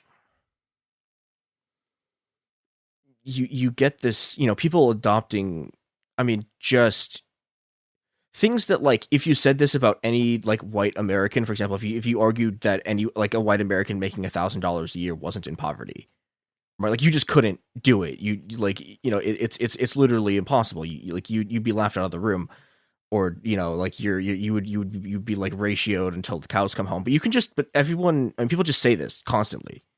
Like, this is just a thing that was like, well, if you look at poverty reduction, it's like, well, China has eliminated absolute poverty. It's like, yeah, okay, $1,000 a year is outside of this now, and I think that there's these ways in which it becomes hard to intervene in this stuff because, like, every Asian person, specifically every Chinese person, just becomes a sort of token that, like, you know, you just sort of like throw at each other as this, like, oh, well, yeah, here's a Chinese person who says the CCP is good. It's like, well, here's another Chinese person who says that it's bad. And it's like, you never, it's like, on both sides, whether the pro-CCP people realize it or not, it's their agencies being sort of stripped by them. And they've been turned into this sort of instrumentalized, like, you know, in the same thing that they're also doing to us, is they're turning into sort of these instruments that you can use to, like, back your own sort of political agenda. And this, I don't know, this has gotten me to just, I just don't work with these people anymore. Like, we tried it was a disaster, they screwed us over, and so I don't know, but I think that's a lonely stance in a lot of ways. Like, you know, if you take this kind of like hardline position, you're not gonna, most people, even other people who don't support it, probably won't follow you there. I don't know. It's weird because I find a lot of organizing is really lonely. It's like, it's it's not like I want to post a rant being like, why aren't you all donating to this? But that's also guilt, right? That's like projecting guilt onto other people. And that's not an effective tool. And I think that like we're so right in addressing both the white guilt, but also the diaspora guilt. And also just how frustrating it is to organize against the state when it's like three people doing it in a little group project, for lack of a better word. But it's sort of like, how do we make this sustainable when it's so lonely? And how do we use the resources that are available to us to not replicate these systems yet again? And I guess when it comes to the lefts or progressives in Canada, it's like so frustrating because it's like there isn't actually a lot of community outreach to like racialized communities. Yeah. There's no translation. There's a lot of like nonprofit work that is frankly very draining and co-optive themselves. Like it's a bunch of social service organizations in a trench coat and a bunch of political organizations that don't work together or talk to each other in a trench coat. And so I understand why youth would join like leftist, like radical organizing, but it's just really heartbreaking when they end up reading in reading groups where they're reading historical or so-called historical texts that erase your histories. Like it's just such a reading is great. Like political education is incredible. But I'm like, it's hard not to grow resentful when the guy at the top is a university educated white dude and they're reading texts that literally erase your entire family. And it's that, like, yeah, for me, it's like just really personal that way. It's like there are people who are suffering in the present, and you're reading a text by a white sociologist from the 80s.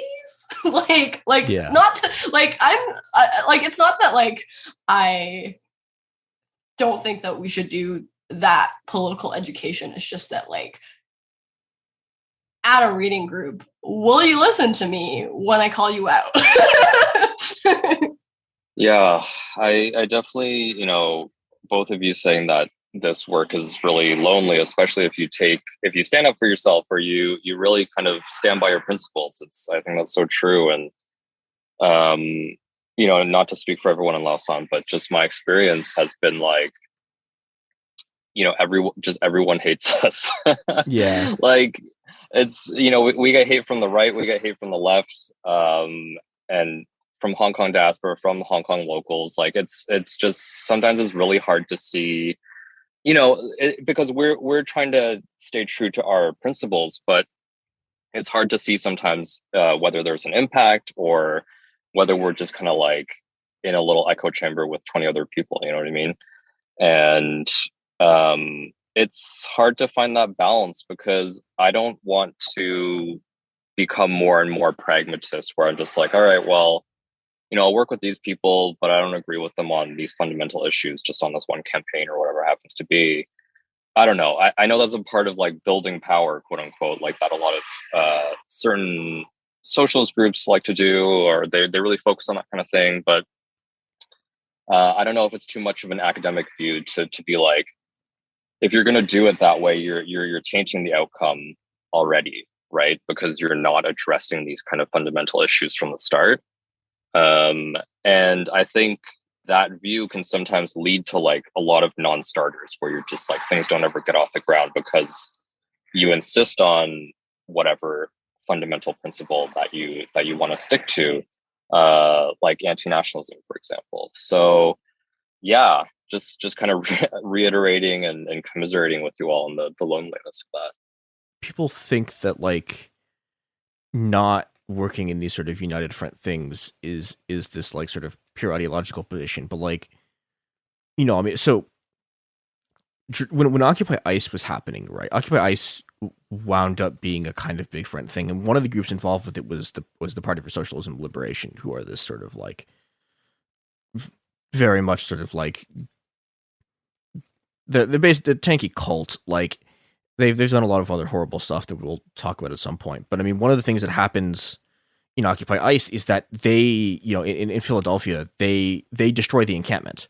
Like they convince enough people to just leave and do this completely pointless like march. They can do a photo op of like people in front of the mayor's office, and they do it, and the camp collapses because suddenly there's not enough people. They don't even get a majority of the people, but it doesn't matter because they've pulled enough people out that that the camp couldn't be held against the cops anymore. And I think that in some sense is this kind of microcosm of what these people actually do, which is that these people will never have any actual institutional power. Right, they're never going to create their like Stalinist state or whatever. Like they're never going to get this. They're never going to hold any power.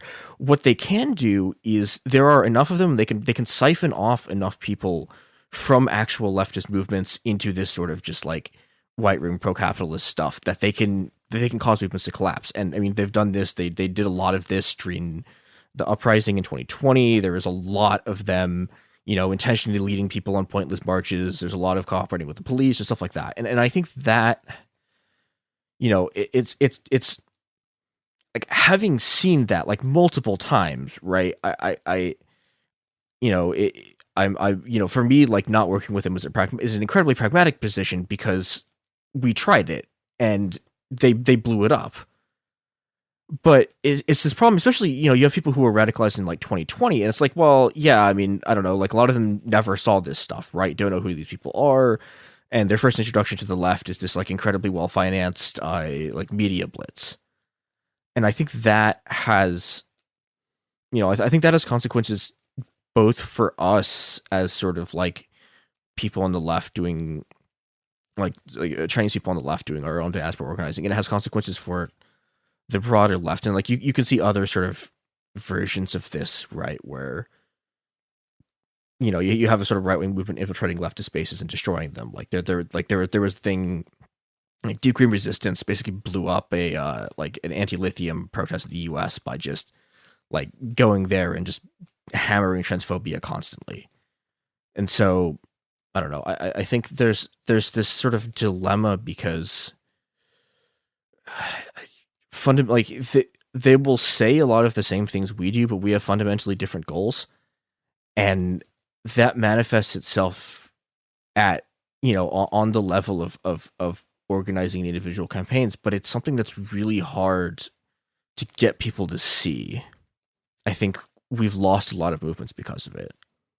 Yeah, and not to be, not to pile on the cynicism or anything, but I think I honestly do think, as all this new Cold War stuff ramps up, which is like completely independent of what a lot of folks, like grassroots folks, are even thinking or advocating, it's all just kind of up to the two Chinese and US governments as they ramp up their own tensions.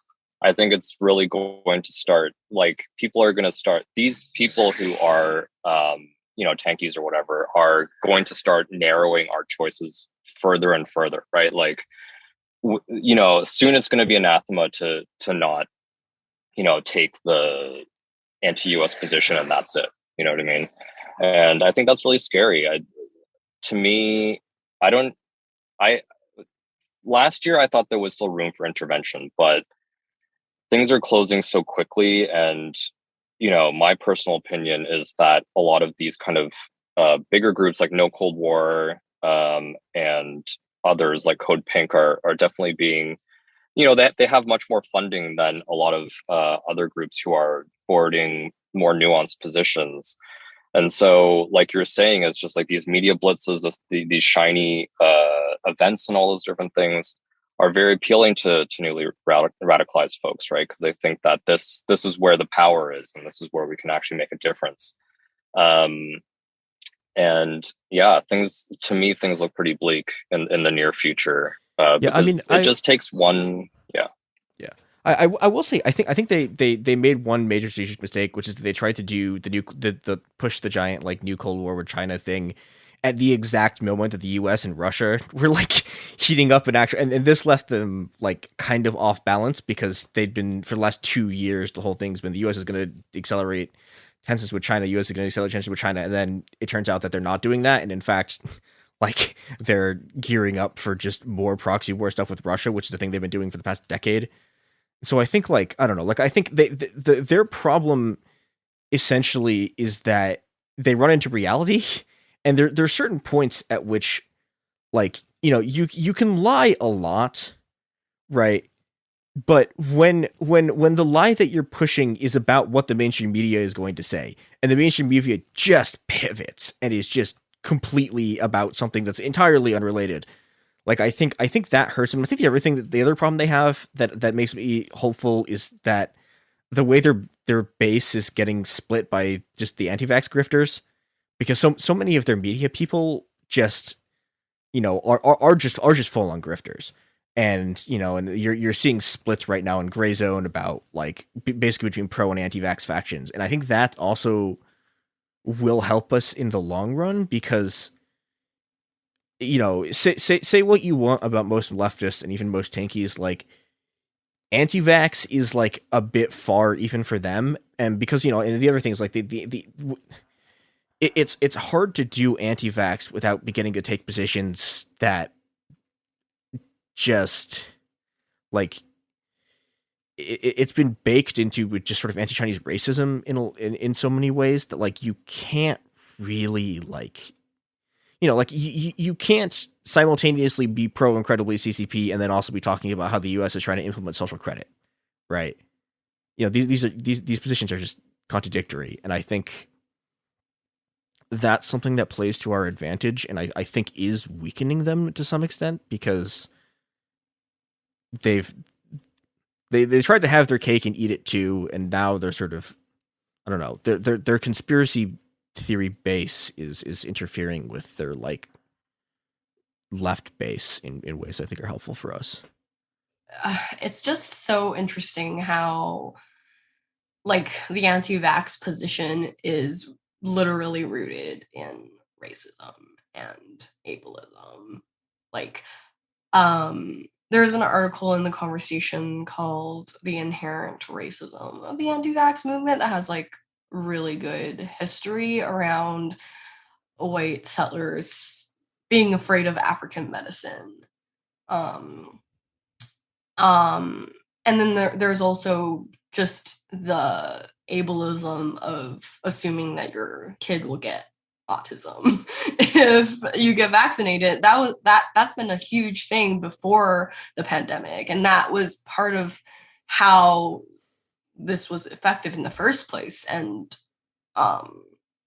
and obviously the anti-Chinese anti-Asian like scapegoating as well. But I guess that also ties into like just how broadly ableist the left is. Yeah. And how like disability justice is not something that a lot of people know about or care about. And it's, I don't know. It's a huge problem for me as a disabled person.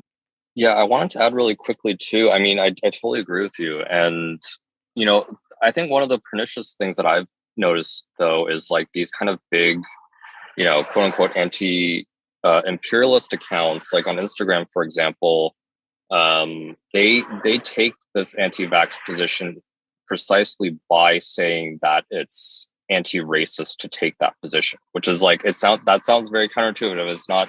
That does not reflect reality, but they will point to instances of, you know, anti-Black U.S. medicine, for example, you know, like the Tuskegee experiments, and then say, this is why we shouldn't trust the U.S. government on any of this, right? Because look what they've done in the past. And it's like, that logic makes a lot of sense in a lot of ways, right? But, you know, they obviously ignore the impacts that, you know, anti-vax and COVID has had on, you know, Black and other POC populations, right? So I don't know if it's I don't know if it is appearing as hypocrisy to those people and then their audiences too, right? Because I think they're able to spin it in this way. Yeah, but I think my argument here is I don't think those are the same. I don't think those are the same bases.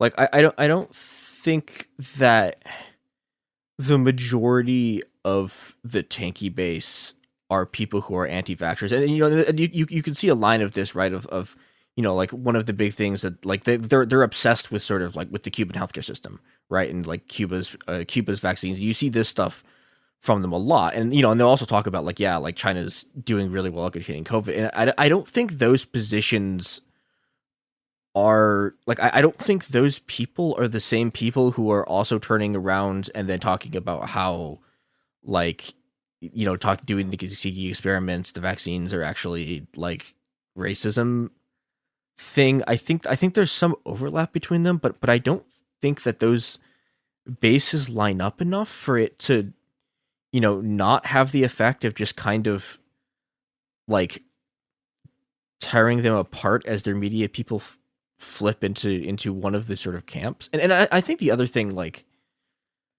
you know, if you look at what's happening with like Max Blumenthal right now, is that he's just like full on like he's just full on touring with like just straight up right wingers to an extent that even people who've been habituated by the sort of like Syria false flags stuff into sort of working with right wingers, like you can't look at these people that, you know, it's just these actually just like Republican operatives and be like, well, okay, we're on the side of these people and also like support Cuba. I don't know.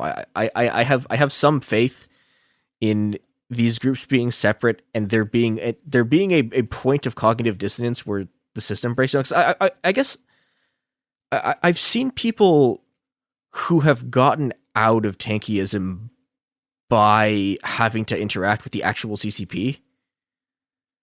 And that gives me hope that there's a point of cognitive dissonance at which it falls apart. And I don't know.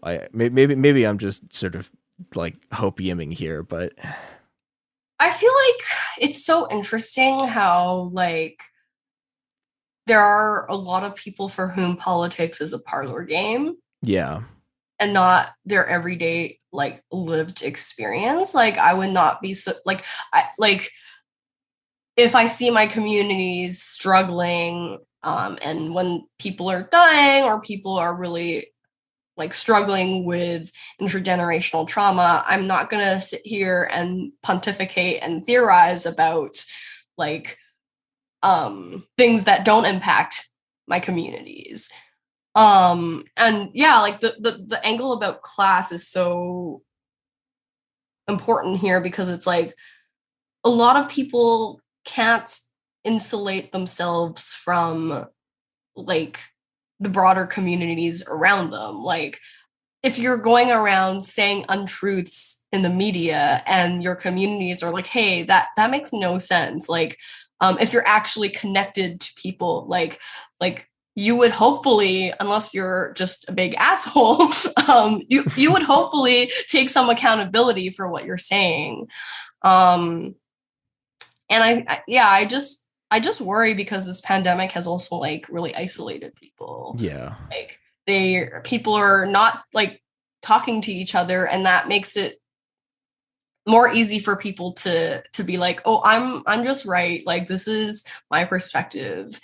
And I think about that, the conditions in which we come to certain conclusions, like the conditions under which we become more vulnerable to culty type things or like oversimplified like understandings of history. Cause like I feel like the anti-vax, like not taking the vaccine, being anti-racist is a very like manipulative like argument because it ignores the fact that these experiments on Black and Indigenous people in North America and beyond are like about neglect and are about deliberate ongoing genocide, and how like it's completely understandable for people to not trust the government, but like when the vaccine is actually a tool of protecting people, like there's not a lot of like campaigns other than people who are rooted in disability justice saying, hey, vaccines are like here to protect us. And how can we how can we resist the medical industrial complex enough such that we can make people feel safer taking a vaccine? Mm-hmm. How can we bring people in as opposed to fear mongering? Because I think that fear is so powerful. It's like once you're afraid, you're not gonna even look into the research, right? So I don't know. For me, I just think of all of this as like manipulation and human psychology on a like broad social basis, because it's like the stage is a big cult and these little groups are little cults. Yep. Yeah. Do you two have any other things you want to say before we head out? Happy New Year. Yeah. Year of the Tiger. I'm looking forward to retweeting art like actually in February, not January 1st. We should. I think closing less depressing question. Yeah, what do you think is the etiquette on retweeting retweeting like Year of the Tiger art before like Lunar New Year's? I've been torn on it because I like the art, but also I'm like, it's not the year yet. I haven't seen any. I guess I'm lucky. I have been either guilty or just not guilty, depending on how you see it. Like I have retweeted all of the tiger art on January 1st because I did not care. I wanted to see the tigers. But I hope that I see more tigers like in the coming days, because if the tigers aren't coming, or if we aren't retweeting it, that is an issue. Like there needs to be like a second, like a second wave of the tiger art. Yes. No pressure to all of the artists. Yeah. Well, all right. So if people want to find you or work that you have that you want people to find, where can they do that? Or if you also do not want them to find you, that is completely also valid. The internet is terrible and a mistake. Yeah, I'm mostly in do not perceive me mode. But completely valid. If you want to check out Lausan stuff, feel free. LausanCollective.com. It's good work. My social media is Pipagal Poetry. On Instagram, I have this graphic that I've turned into a sticker, and it raises funds for families who were affected by the fires and floods. It's a sticker that says immunocompromised people are worth protecting, and it went viral multiple times, so I guess I cannot help but be perceived at this point, despite objections. So yeah, I don't know. Yeah, Pipagal Poetry. Yeah, this is what happens when you create things that are both incredibly politically powerful and also gorgeous. So yeah, be cursed with the reward for good work, which is also being perceived. Yeah. Yeah, well, you can find us at Happen Here Pod on Twitter and Instagram. There's the Cool Zone. You can find it. Yeah, go retweet tiger art. Go throw a brick at your sheriff. Non-actionable, and yeah, destroy the American and Chinese states. Happy New Year's.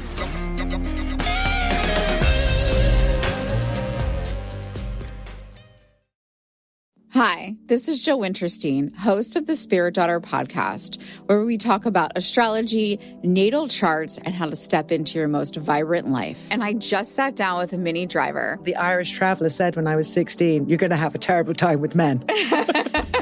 Actor, storyteller, and unapologetic Aquarian visionary. Aquarius is all about freedom-loving and different perspectives, and I find a lot of people with strong placements in Aquarius are misunderstood. A Sun and Venus in Aquarius in her 7th house spark her unconventional approach to partnership. He really has taught me to embrace people sleeping in different rooms, on different houses, in different places, but just an embracing of the isness of it all. If you're navigating your own transformation or just want a chart-side view into how a leading artist integrates astrology, creativity, and real life, this episode is a must listen. Listen to the Spirit Daughter podcast starting on February 24th on the iHeartRadio app, Apple Podcasts, or wherever you listen to your podcasts. Welcome to the A Building. I'm Hans Charles. I'm Menelik Lumumba. It's 1969. Malcolm X and Martin Luther King Jr. had both been assassinated, and Black America was at a breaking point. Rioting and protests broke out on an unprecedented scale. In Atlanta, Georgia, at Martin's alma mater, Morehouse College, the students had their own protest. It featured two prominent figures in Black history, Martin Luther King Sr. and a young student, Samuel L. Jackson.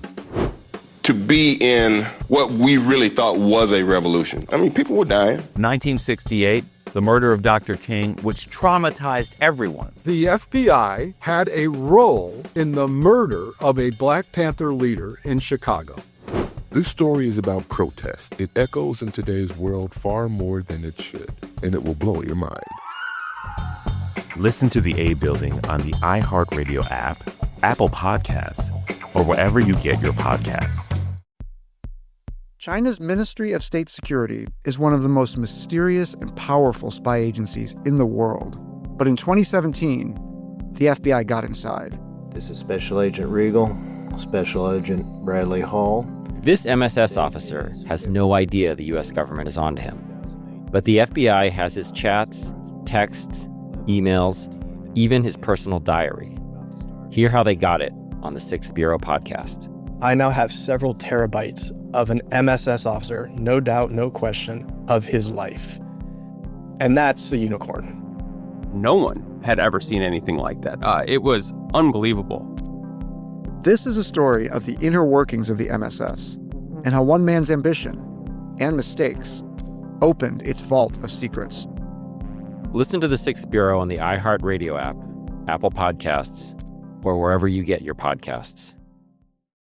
In 2023, a story gripped the UK, evoking horror and disbelief. The nurse who should have been in charge of caring for tiny babies is now the most prolific child killer in modern British history.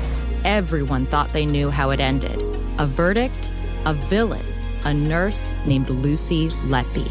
Lucy Letby has been found guilty. But what if we didn't get the whole story? The moment you look at the whole picture, the case collapses. I'm Amanda Knox, and in the new podcast, Doubt, the Case of Lucy Letby, we follow the evidence and hear from the people that lived it to ask what really happened when the world decided who Lucy Letby was. No voicing of any skepticism or doubt. It'll cause so much harm at every single level of the British establishment of this is wrong.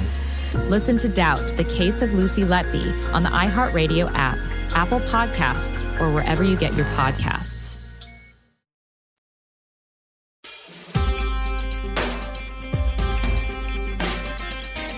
It could happen here is the podcast that this is about things falling apart and how to maybe unfall them apart. I'm Robert Evans, your host, and your other hosts are Christopher and Garrison, and our producer Sophie. How's everybody doing today? Great. How's everybody feel about war? Yeah. Now, if you were to guess, based on your knowledge of history, what generation of war we're in right now, what would y'all guess? I feel like war isn't. It's newer in relation to like human beings, like the idea of war. I'm guessing, like there's been like battles, but like the idea of like war, I feel like isn't super old compared to how long there's been humans walking around. So I don't know. This is maybe.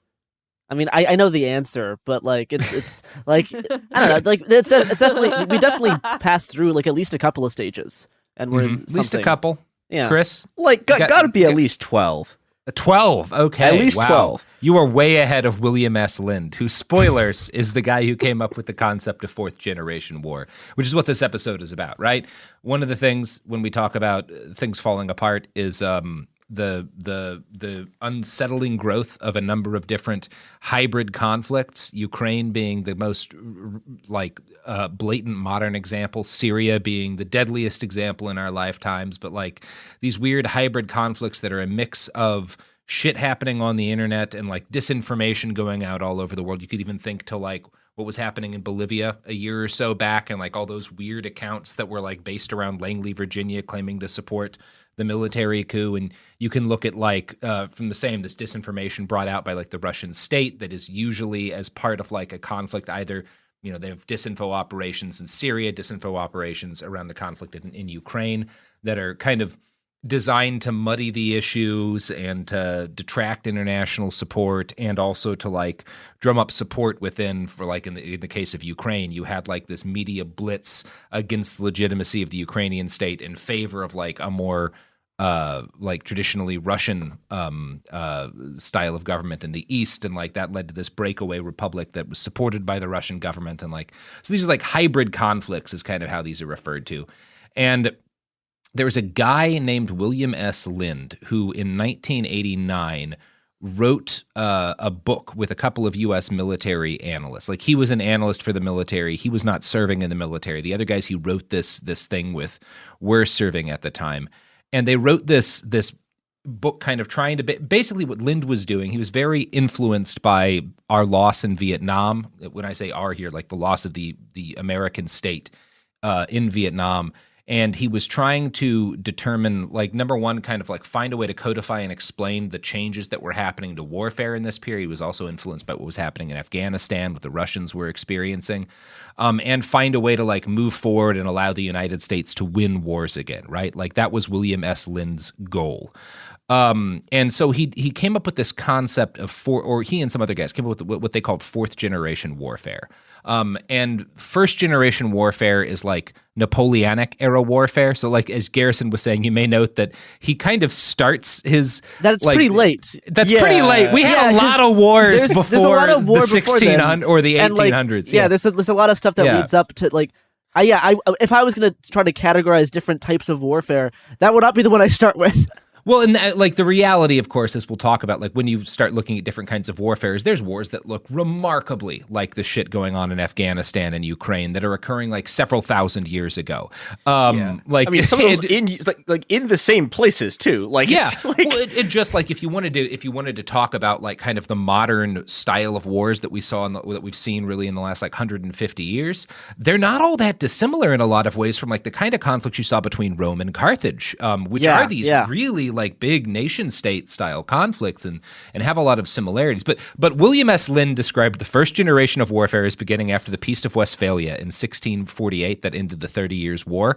And it's the kind of warfare where you have these like big, tightly ordered groups of men marching towards each other and like firing very inaccurate weapons in mass together, right? This is ended by the era of the machine gun and the semi-automatic rifle. Or on the bolt-action rifle, I should say. And that leads us to second generation warfare, which is linear fire and movement with heavy reliance on indirect fire. So that's still huge groups of guys charging, but they're not marching in close order. They're not like firing in volleys. And they're supported by heavy artillery, like World War I kind of shit, right? Really, we start to see this in like 1870, and then World War I is kind of the height of this kind of warfare. And over the course of World War I, we merge, and again, this is William S. Lind's way, we merge from second generation to third generation warfare, which is where you've got infiltration tactics to bypass enemy defensive lines and collapse it, which is kind of the Germans and their Auftragstaktik and stormtrooper tactics are really kind of pioneering that. You've got the idea of defense in depth, and so this need to bypass the enemy, and like this leads to blitzkrieg and leads to all sorts of shit. And then that kind of starts to collapse in Lind's estimation around Vietnam, and you get what's called fourth generation warfare. Fourth generation. I'm actually just going to read a quote from a military history wiki that I thought had a pretty good description of all of this. Fourth generation warfare is normally characterized by a violent non-state actor fighting a state. This fighting can be physically done, such as by modern examples Hezbollah or the Liberation Tigers of Tamil Eelam. In this realm, the VNSA, these violent non-state actors, use all three levels of fourth generation warfare. These are the physical, actual combat, which is considered the least important, mental, the will to fight, belief in victory, etc., and the moral, which is the most important, Lind says, and includes cultural norms, etc. So obviously, I think that this is kind of nonsense. There's a lot of people, so there's a lot of folks, the people who buy into this, and it's very popular on the right, will look at like what's happening in Ukraine. It's a perfect example of fourth generation warfare because you have Russia flooding the zone using Sputnik and a bunch of other kind of media organizations to drum up discord and like anger between East and West in Ukraine and support for potential Russian action at the same time as you have them backing this dictator. And then you have like the West sort of supporting the people protesting against those dictators, and like so you've got like this digital conflict, this information conflict that eventually leads to fighting on the ground. One of the areas in which I think Lind is really off is talking about like the physical as the least important, especially if you're going to consider Ukraine an example of fourth generation warfare, because if the Russian military had not intervened, there would not still be a conflict in Ukraine. The separatists would not still hold land. And in fact, the separatists were on the edge of getting completely wiped out by the Ukrainian military because they were a bunch of non-state actors with minimal support and minimal weaponry before the Russians moved in brigades of active duty combat troops and armor, including like gigantic fucking missile launchers, which they used to shoot down that Malaysian Airlines flight. Like it's just not, I don't think that what Lind is saying is very well describes what's actually going on in the world. But it is important to understand the concept of fourth generation warfare and fifth generation warfare, which we'll talk about in a bit, because it is so useful in the way in which particularly guys like Steve Bannon conceive of conflict, because you'll hear the term fourth generation warfare constantly. And it's also something that is used a lot within our military establishment. Now, a lot of people hate it. And you can find a lot of papers by dudes writing, like analysts who are working for the Defense Department, for the Army actively, like shitting on Lind and talking about how he's at best is kind of like reinvented ideas that have existed in warfare for thousands of years, and he's kind of summarized things in a way that is needlessly flattening, and like some people will say you basically like ripped up, like added the internet to Clausewitz and pretended that you'd invented a new style of conflict, or that you defined a new style of conflict. Anyway, that's like an introduction to the idea of fourth generation warfare, right? And there's a lot of things that he gets, again, like if you're a military history wonk, which Lind pretends to be, a lot of shit that he gets wrong. So one of the things that he says, like one of his famous phrases, that every military eventually craps in its own mess kit. The idea that like every military that is great eventually like has a gigantic fuck up because they get too used to doing the same thing, which is true. And he describes it as like, the Prussians did it in 1806, after which they designed and put into service a much more improved model mess kit through the Scharnhorst military reforms. The French did it in 1870, after which they took down from the shelf an old model mess kit, the mass draft army of the First Republic, and put it back into service. The Japanese did it in 1945, after which they threw their mess kit away, swearing they would never eat again. And we did it in Korea, in Vietnam, and now in 4 new wars. So far, we've had the only military that's just kept on eating. And that's a really dumb statement. That's all really historically inaccurate. So, for example, it's true that like the Prussians had a great military, which then got its butt kicked by Napoleon, and they had to completely redesign it. And by the time 1870 came around, they were extremely dominant on the battlefield against the French. Number one, he's crediting the military reforms of like tactics and strategy and ignoring things like Krupp inventing an entirely new kind of cannon that was utterly dominant on the battlefield. He's also ignoring the fact that this Prussian army, he's saying like the U.S. is the only army that does the same thing over and over again and fails and keeps on eating. Well, the Prussian army is the army the Germans took into battle in World War I and II. And spoilers, they didn't learn enough from either of those wars. He also talks about how like the French had their, crapping in the mess kit moment in 1870 after the Franco-Prussian War, and they changed their army and it was much better. And it's like, well, they didn't win World War I. Like, they were on the side that won, but if it had been them against Germany, they would have gotten fucking steamrolled. Like, it was not going well for them for quite a while, and they lost a whole generation of young men. So maybe, and again, this is like, what he's saying is basically, because we're losing so constantly, the reason that we're losing is not because we are picking bad conflicts. It's not because we're picking to engage in conflicts when we shouldn't at all be engaging in conflicts. It's not because we use military force in like a fundamentally venal and corrupt way in order to benefit a small cabal of military industrial corporations. It's because we don't have good battle doctrine, and that's why we're not winning in these conflicts, which ignores everything about the reality of the conflicts that like he's talking about. Like the problem is not a lack of combat dominance, which is what you were seeing with like the Prussians fighting Napoleon. It's what you were seeing with the French fighting the Germans in 1870, right? Like in those cases, the Prussians had a massive failure of combat dominance against the French, and the French had a massive failure in combat against the Germans. Their doctrine was just worse. U.S. soldiers are great at getting into gunfights and great at winning gunfights. The problem is not a lack of combat ability. The problem is that there's no way to win the conflicts that we're getting into. They are unwinnable wars that were never things that, like, no amount of change in doctrine would have made Afghanistan a success because it was a stupid war. Yeah, if that were true, like coin would have worked. Mm-hmm. And coin, no, like coin counterinsurgency, absolutely, just complete, total, and utter failure. Like enormous numbers of people dead, enormous numbers of like people traumatized for generations, and the U.S. still just lost both wars. Yeah, it's just and if you really dig into Lind and others like him, what they're actually saying when they say that like we need to reform like the way the military works with new battle doctrine stuff, we need to be killing even more people. We just didn't kill enough in Vietnam, like the 5 million we bombed or so. That wasn't enough people. Like that's the reform that he's really talking about. Is Lind one of those people who like rants about the El Salvadorian option? I'm sure he does. I don't know exactly what he said about El Salvador. He's a fascinating kind of fascist. He is absolutely a fascist. He was the director of the Center for Cultural Conservatism at the Free Congress Foundation. He helped to popularize a declaration of cultural independence by cultural conservatives, which is like these.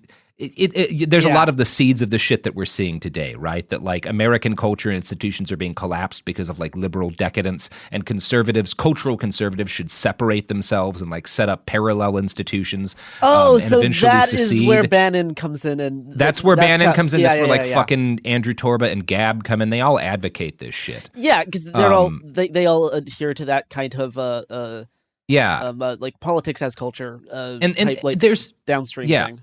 And there's some weird differences with Lind. Like, he's a huge mass transit and urban rail advocate, which I guess I agree with him on. Fine. Every once in a while, a bad person does have a good opinion. He loves him some fucking city trains and stuff. But he was a major factor. He was one of the earliest, like, prominent conservatives who was, like, yelling about cultural Marxism in kind of the modern political period. I mean, that makes sense because he was real into. It sounds like he's real into metapolitics. So yes, he's super into metapolitics. Yeah, so like all of this stuff makes a whole lot of sense if you know what metapolitics are. It also kind of explains how he developed the different generations of warfare. Using it through a framework of metapolitics actually really makes that fit. If you believe, like Breitbart famously stated, that like politics is downstream from culture, and if you also believe what I think it was Clausewitz that said that like war is politics by other means, then like you can make cultural changes that can cause wars, and like that's a lot, like kind of I think the thought process behind Lynn. Yeah, because this really defines what he means by fourth generation warfare, of war being handed out specifically by the culture instead of having it be abstracted to be like people marching towards each other with guns, because he's putting the culture kind of back into it. Yeah, and obviously culture was never not a factor in Of course not. No, every single war has been a major factor. Like all of this shit he talks about as being characteristic of fourth generation warfare has been happening in one way or another for thousands of years. Yeah, it's not that these things are done in like temporal succession. It's like because like a lot of the stuff that makes up fourth generation warfare, like the more like guerrilla warfare aspects, come way before people with guns marching towards each other. There were fucking Afghans doing that to Alexander the goddamn Great before the birth of Christ. a lot of this fourth gen stuff is actually like kind of more similar to what original warfare probably would have been like. Which I think to his credit, I think he does actually recognize that at some point in his writing. No, and the thing about this is, while we can pick at it, and I think there is a lot that's ridiculous in his attitude, it's close enough to the way that reality works that if you're thinking about conflict in this framework, you can be very successful. It's not like it's inaccurate in some ways because he is wrongly describing why certain things work, I think, is a lot of what he's doing, and he's wrong about winning wars. I'll say that. If the American military were to make the fucking Lind the Secretary of Defense and give him total power, like he would keep on losing wars as hard as we've been losing wars for everyone listening to this lifetime. But in a cultural sense, the kind of culture jamming, which is a term we'll talk about more in the future, but the kind of like the propaganda arms and stuff in order to the media warfare in order to either incite or justify real conflict or, and this is one of the areas in which they have been really effective, to alter the dimension, to alter how internationally a conflict is responded to. So one of the big successes of people like this has been effectively eliminating any kind of left-wing support for liberatory movements in the Middle East, for liberatory movements, or for like just like what's happening in Ukraine. This kind of like reflexive, well, if there's a movement for liberation among the people of a country, it's probably the CIA, like carrying out some sort of op. That's Lind and his people, and people influenced by him have been a big part of pushing that. It's why Steve Bannon is so friendly with like some guys on like chunks of, they call themselves the left and whatnot. It's because there's a lot of ties there, and that is an area in which they've been successful because international support really matters. And I think like the death of internationalism is one of the bigger successes that like these thinkers have kind of had. But I don't know. That's a chunk of what I had to say. You guys want to know more about William S. Lind? Because he's I certainly want to learn more about William S. Lind. William S. Lind, cultural conservative, right? Big on the traditional Christian values of America. You want to guess who he considers his ideal leader? JFK? No, the House of Hohenzollern. He's a Prussian monarchist. Wait, no, is he a Hegel guy?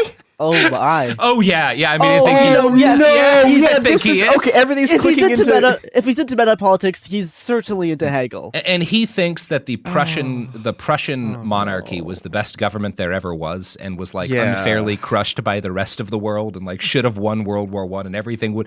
And like he's very much like a conservative monarchist, and a weird kind, because like, my God, dude, if you're looking at like monarchs who were like the Hohenzollerns had, like, in the modern era, like the first Kaiser Wilhelm was broadly competent, but like it went to shit as soon as Wilhelm II, and he blames all of World War I on the fucking czars. Like it's very silly. Like his ideas of history are like very stupid. I have an incredibly silly theory of history based on Hegel, which is that like Explain Hegel briefly for the listeners. No, do not Hegel. This is the thing. Okay. This is my crank theory of history based on Hegel, which is that every about 40 years, someone attempts to apply Hegel. Someone like takes charge of an incredibly large state and tries to use Hegel to run it. And every single time, they don't understand the dialectic and it doesn't work. So this, for example, like if you take this on a very sort of granular level, right? You have Mao. Mao has no idea what a dialectic is. You can read Mao's work. He has no clue.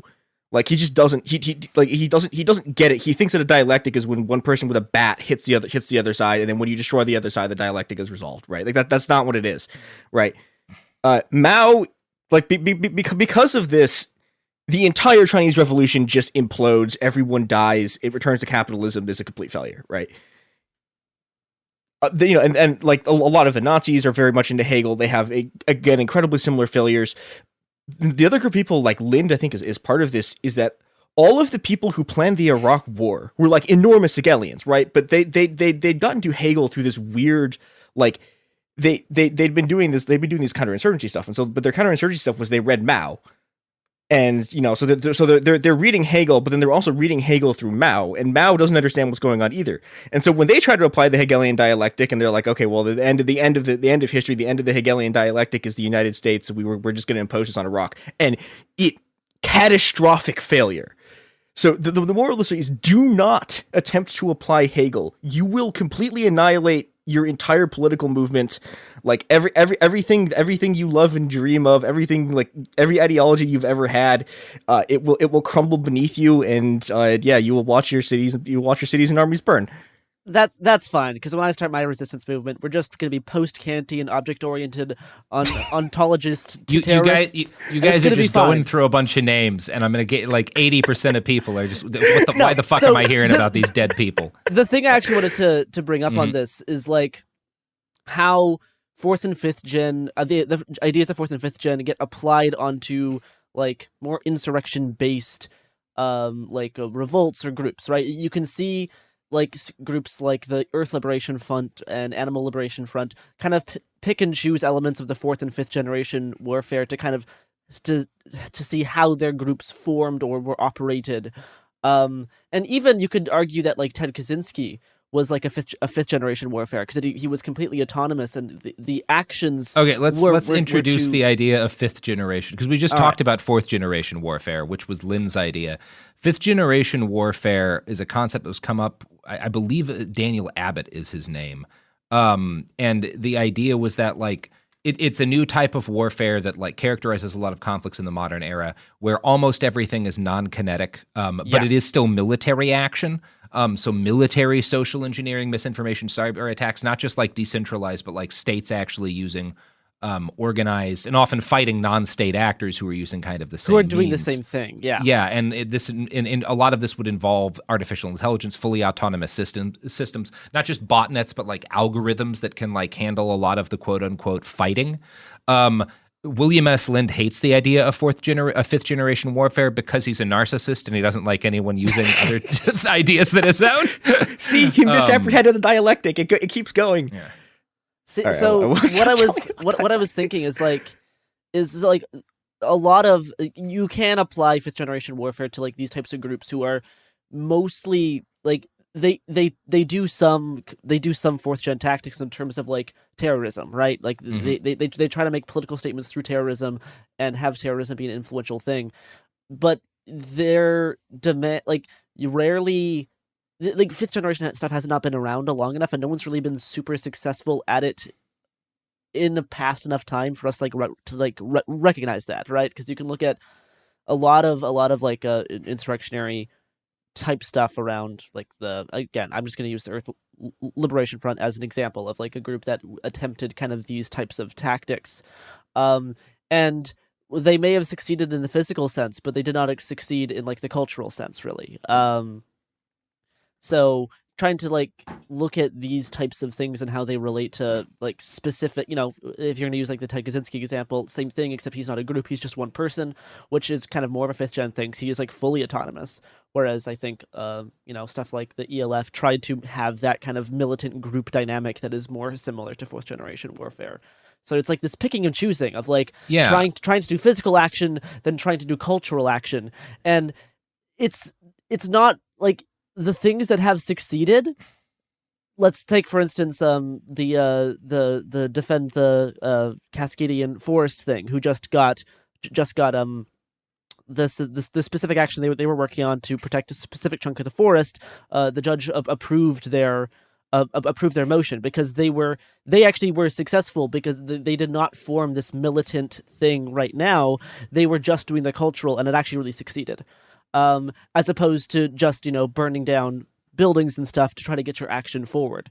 So just trying to look at like examples of when like the goal is kind of the same and certain types succeed, certain types don't, how that may influence like organizing and how to selectively use like insurrection, but have it not be like a default mode for like always your group is better if it's insurrectionary. Mm-hmm. Yeah, and I one of the things that does characterize that I think is useful, because again, I have my criticisms of the value of any of these like phrases as kind of discrete concepts, but one of the things that I think is useful about the concept of fifth generation warfare that does talk about something that is legitimately new to conflict, that has not really existed before the internet, is omnipresence. That the conflicts are not limited in geographical space or in time, and in fact is like a constant factor all around you at all times, because of the way the information sphere kind of actually functions. You can look at kind of like the mix of street fights and information warfare, doxing and whatnot between fascists and anti-fascists for the last few years. It's omnipresent. It's always going on. And the battle space is kind of potentially everywhere, even though it's fairly rarely kinetic or physical.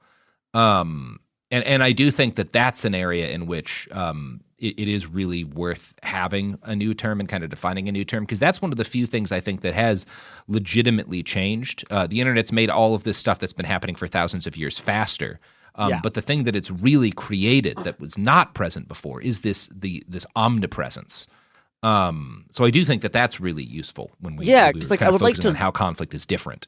Would like to kind of like think about like January 6th within these frameworks, right? Of how disinformation and information was used relatively successfully to get a lot of people to actually move towards the more kind of backed by half the state, not backed by the larger majority, and how like it's like a synthesis of the fourth generation and fifth generation ideas, which is why there's a lot of overlap with these terms specifically. But seeing how like one leads to another, and they're not necessarily exclusionary. Yeah, I mean, it's like the result is whether they win or lose, right? Yeah, that's what makes it a war. Is like you decide afterwards based on the result. Yeah, I mean, it kind of, that's certainly like how more modern wars happen. Like with Afghanistan, it wasn't so much like a clear, like World War I, there's an armistice and like a negotiated end of the war, and at a certain date it all ends. It was a lot messier, as I'm sure we all remember. We haven't done that for the state. Like, I've never known the states to do that for my No, because if you don't life. Do that, you don't have to admit you lost. Yeah, exactly. Like, right? If you just kind of like leave and shit gets real fucked up, you can just be like, for one thing, you can say like, if we'd stayed and spent more money on that war, we could have pulled it out. Which is one of my, there's a lot of great criticisms of how the Biden administration handled things in Afghanistan last year, 1,000 of them. But at the end of the day, it's it was never going to be good. It was this horrible war. We were killing way too many people. We weren't achieving anything. And that fact was made really clear by the fact that as soon as we pulled out our guns, everything collapsed. And that was always going to happen. And you can needle around the edges of how we could have, better taken care of people who we'd made promises to or whatever. But at the end of the day, it was always going to be fucked because it was a thing we never should have done. And that's this idea that Lind has that no, if we fix our doctrine, we have better tactical doctrine. We have better, one of his big ideas is, he came up with this concept called movement warfare that's been hugely influential in the way the Marine Corps functions. And the idea behind movement warfare is you should always have a bias towards action. And Lind is very consciously trying to make this basically the evolution of a German tactic called Auftragstaktik, which is individual unit tactics, basically. So midway through World War I, the Germans start to realize all these mass wave human charges aren't working great. And we should probably figure out a way to get around these defenses. So they start training what are kind of the prototype of special forces, these stormtroopers whose job is to sneak in and not be seen and jump into the trenches and with fucking axes and clubs and automatic handguns and fight in a way that soldiers had not really fought in a long time. A lot of it was melee. It was this really, and there were a lot of technical things, how to get around barbed wire, how to not be seen, how to deal with machine gun nests. And one of the keys to it was the German started to retrain their soldiers to where you have to have these individual units of 5 and 10 men have to have total autonomy, and then unit commanders have to have autonomy, and they need to be able to we'll tell them we need you to be in this place at this point in time, but it's up to you to figure out how to do that, because if you've got this one guy who's 3 miles back giving the commands, everyone's just going to get mowed down by machine gun fire. It needs to be more nimble. And that's part of why in World War I and in World War II, because the rest of the people fighting the Germans, even the U.S., had not caught up to this kind of battle doctrine by the time World War II was over, to the extent that the Germans had. And it's part of why there's such a lopsided casualty ratio in favor of the Germans in that war, is they had what is very close to, because all modern combat tactics are based on what the Germans started doing at the end of World War I, and had really nailed down to a science in World War II. And Lind is saying that we need to extend that, and that's the thing we've gotten too far away from, and you need to have this bias towards movement, and the officers need to be super aggressive and always pursuing these kind of kinetic options. And again, as the Marine Corps' battle record will show, this is very effective when you're getting into gunfights. But when was the last time the Marine Corps was on the side of a winning war? Again, we can all needle about how to make our troops better at killing people. But at the end of the day, we're losing wars because we're getting into wars that are not winnable. And that's not something you're going to fix with battle doctrine. And Lind doesn't understand that because he's a fascist. And I think it's just this is the real weakness of their politics, which is that it's they're trying. It's they can't tell the difference between war and they don't think there's a difference between war and politics, right? Yeah. And that means that they think that there's a military solution to every political problem. And it's no, there's not. And this is how they keep destroying themselves, right? Is that they this is what happened to the neocons, right? I mean, the neocons are sort of held on in this kind of rump shell, but it's neoconservatism. Now there's that Lincoln Project. Yeah, but it's they don't have even the people who used to be their base aren't their base anymore. No, right? Those people are all moved on. Because that shit doesn't Trump. work. Yeah, and it's maybe they could have maintained it if they hadn't just literally blown it apart, trying to conquer Iraq.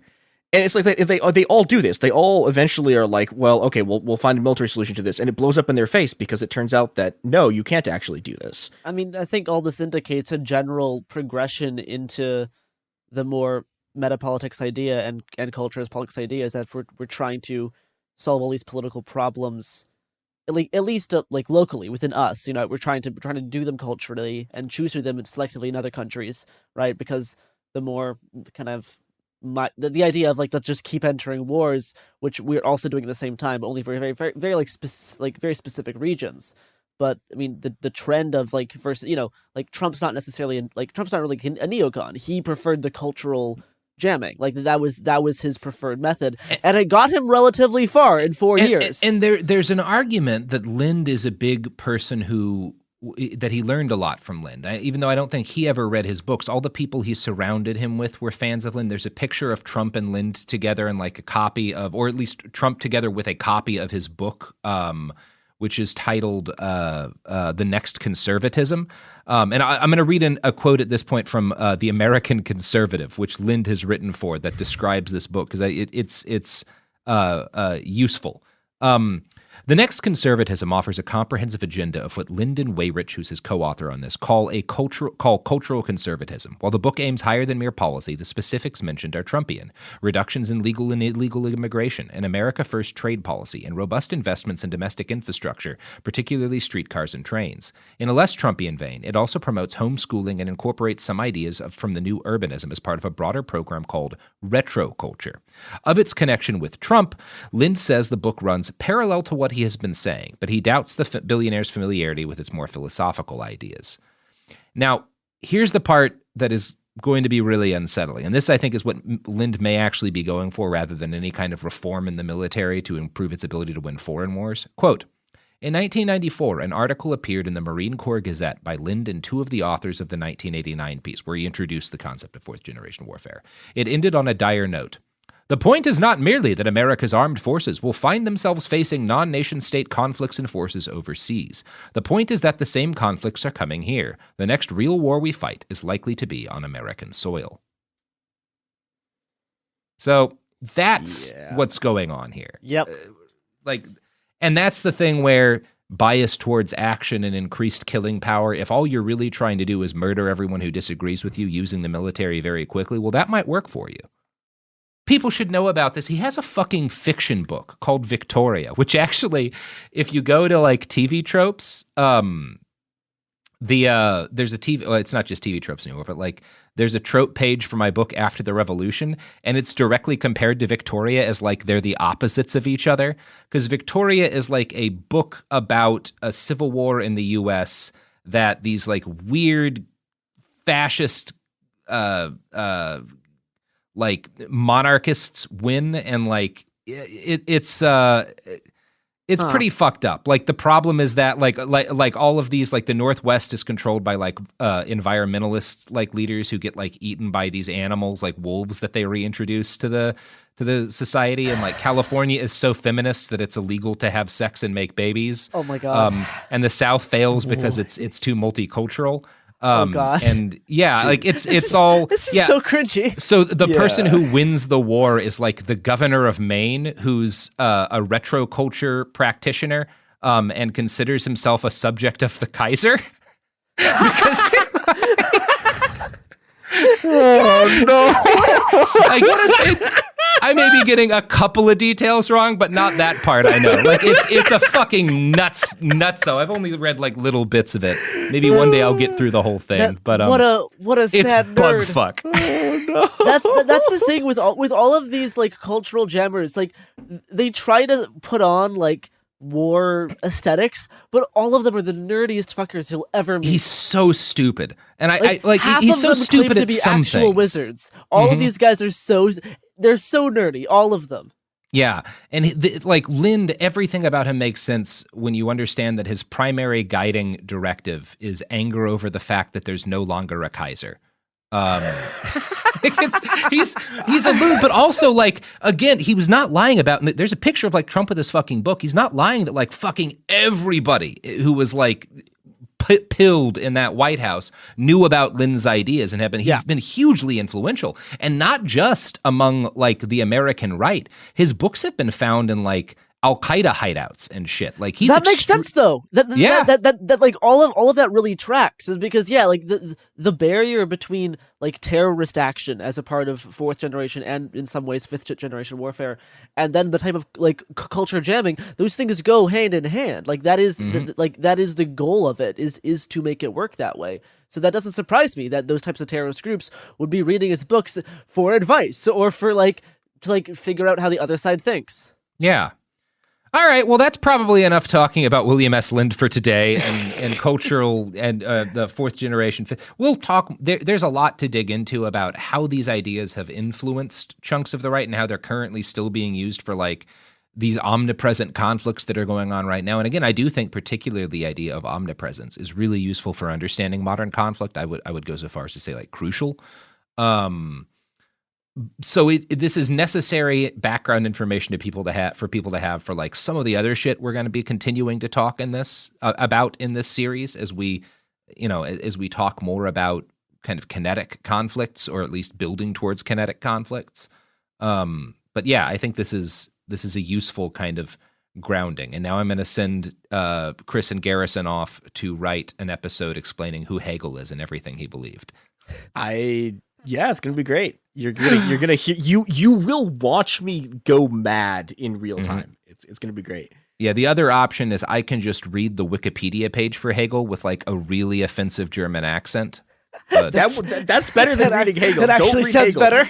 I'm gonna go to. I promise you one thing, which is that I will wind up either Russian or Australian by the end. I can't stop that drift whenever I start doing, Oh, I am a good German. Yeah, my name is Mr. Hegel. You can I follow believe us in on the Twitter absolute and of Instagram the- at Happen Here Pod, Yeah. or and follow at Cool Zone Media. We're gonna stop that right now. Yeah, we probably should.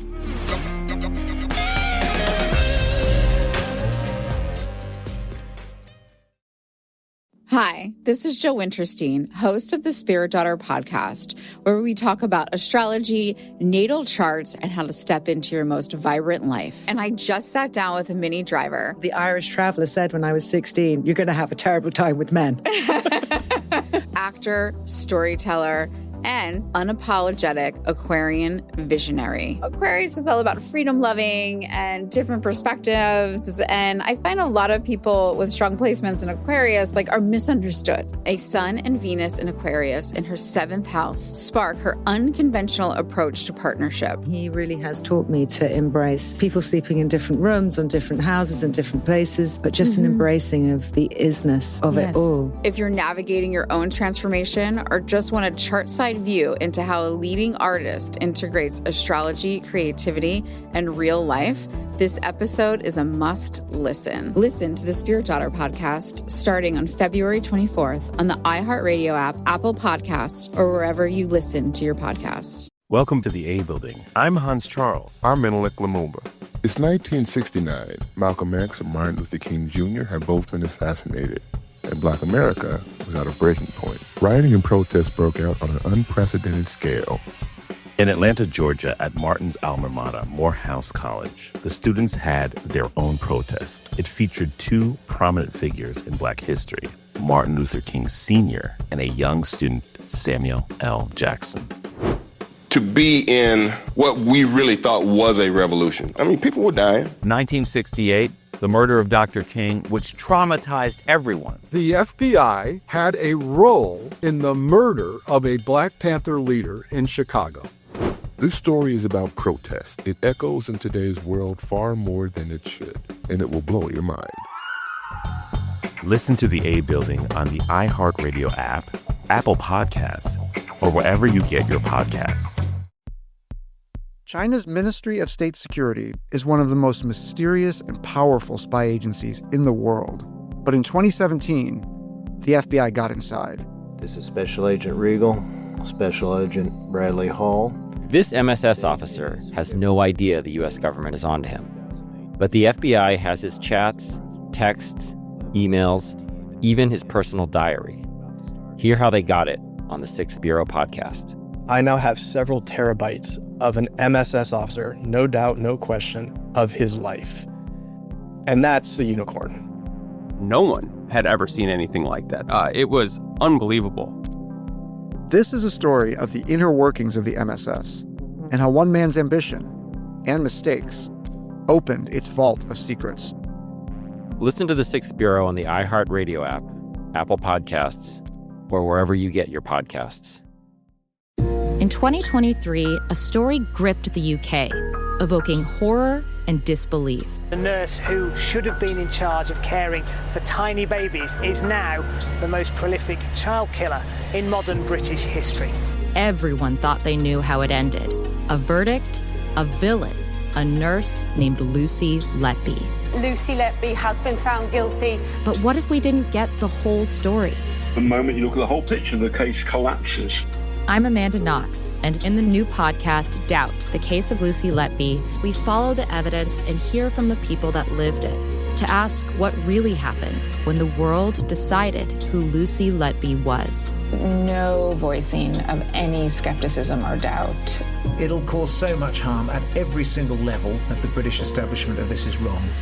Listen to Doubt, the Case of Lucy Letby on the iHeartRadio app, Apple Podcasts, or wherever you get your podcasts.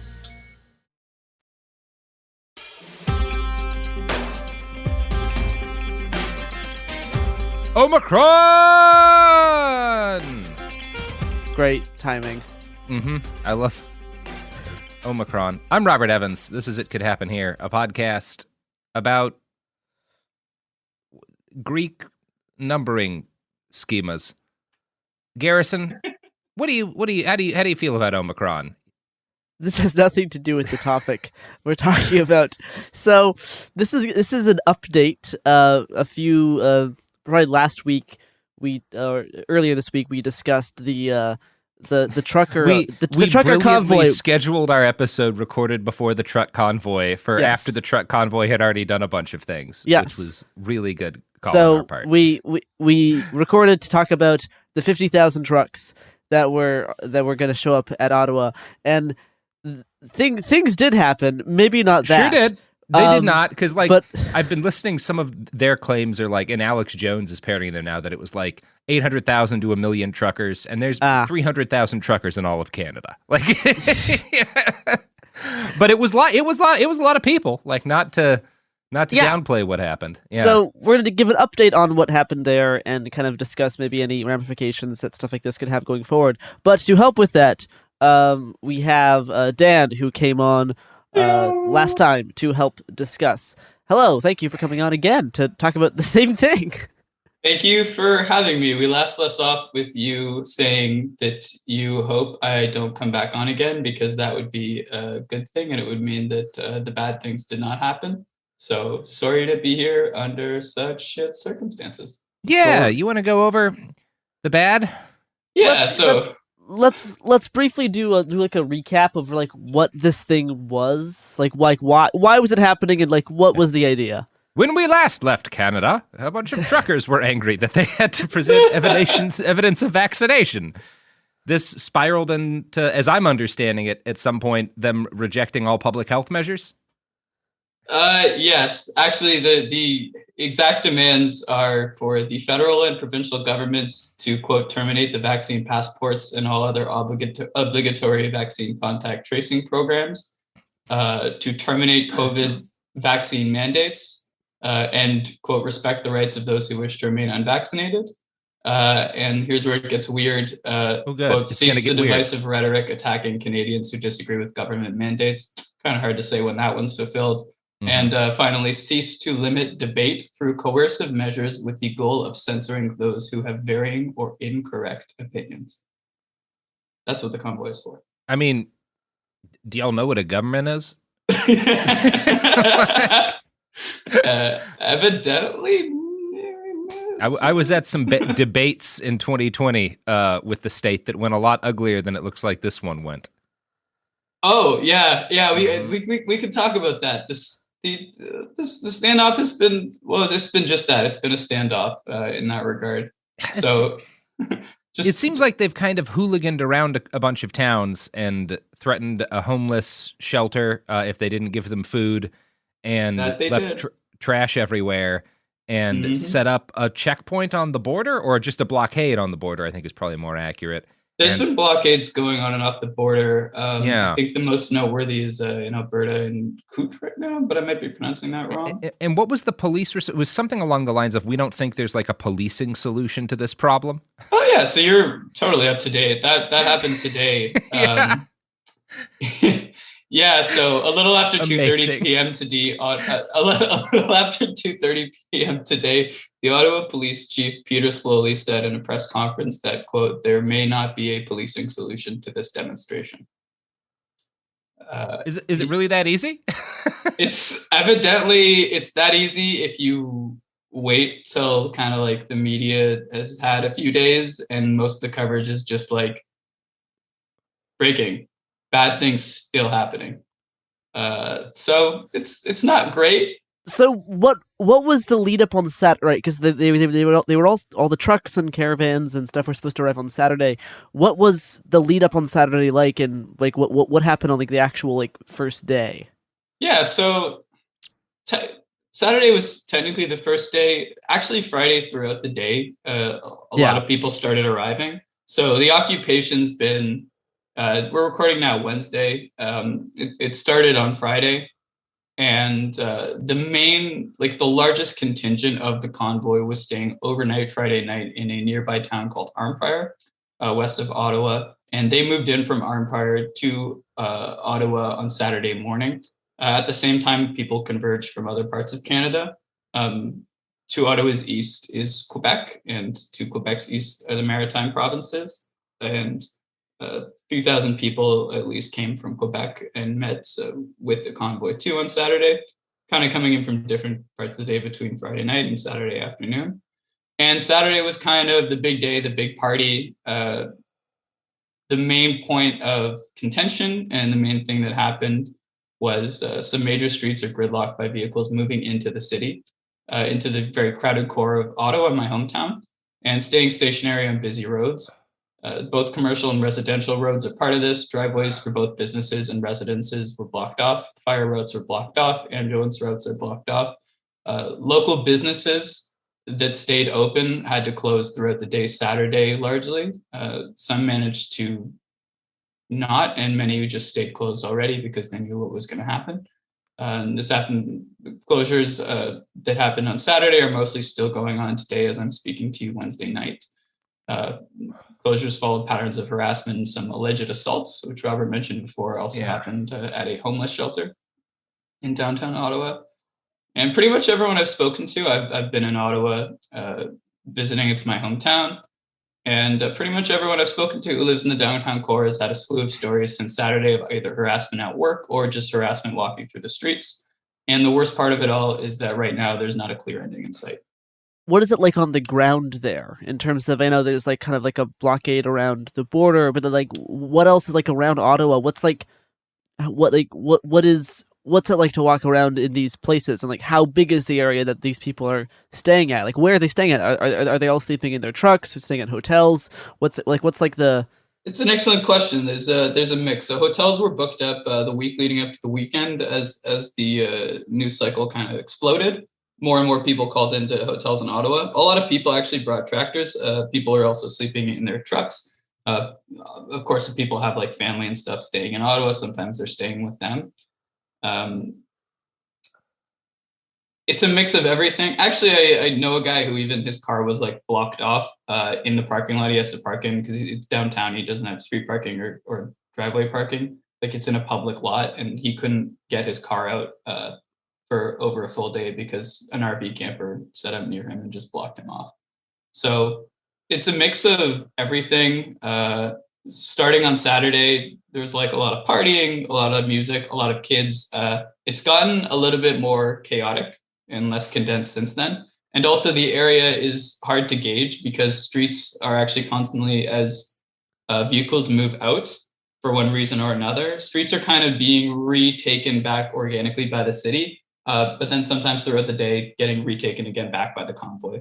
So the occupation's been a little fluid on some of the outside streets. Wellington Street, which is the street outside of Parliament in Ottawa, has been consistently occupied, to my knowledge, blocking off, kind of not actually blocking off, but you have to walk past them as a pedestrian to get onto Parliament Hill. So that's where the kind of the core of the action is, and everything else spreads out from that. And near hotels, there's a little more action because that's generally where people are staying. How has members of parliament and like local politicians been reacting since Saturday? I know there was some videos of like I think one of the MPs from Alberta was giving an interview that gained some traction online. But yeah, just kind of curious like how the like different government officials are talking about this. I'm actually so glad you asked that because as of today, the divide in members of parliament has actually led to some pretty incredible political ramifications. So last time we spoke, I think Aaron O'Toole had just earlier in the day endorsed the convoy and said he'd be coming down. Aaron O'Toole, for those unaware, is the leader of the Conservative Party of Canada. He's a real O'Toole. Wow. Whoa. Whoa. Mind blown. Yeah. No one could have seen that joke coming. Every Canadian listener just like collectively rolled their eyes. Mm-hmm. Mm-hmm. Yeah, so Aaron O'Toole had just endorsed the convoy. He'd been getting some tough questions about it. Following everything we just talked about and more, Aaron O'Toole walked that back and said, he didn't approve of the way that the convoy was acting in Ottawa. This led to a swift referendum on his leadership, and earlier today, Aaron O'Toole was voted out as the Conservative Party leader in Canada. Cool. And that does have pretty big ramifications. I know I talked about Aaron O'Toole a decent amount in my previous Canada episodes for Kidnap and Here. So yeah, that'll be really interesting to see who. Do we have any idea of when the new person's gonna try to get voted in? Like when do you think that process is gonna happen to fill that spot? I'm actually not sure. I haven't looked up when it's going to happen. It feels like there's been months before where there's been interim leaders of the Conservative Party.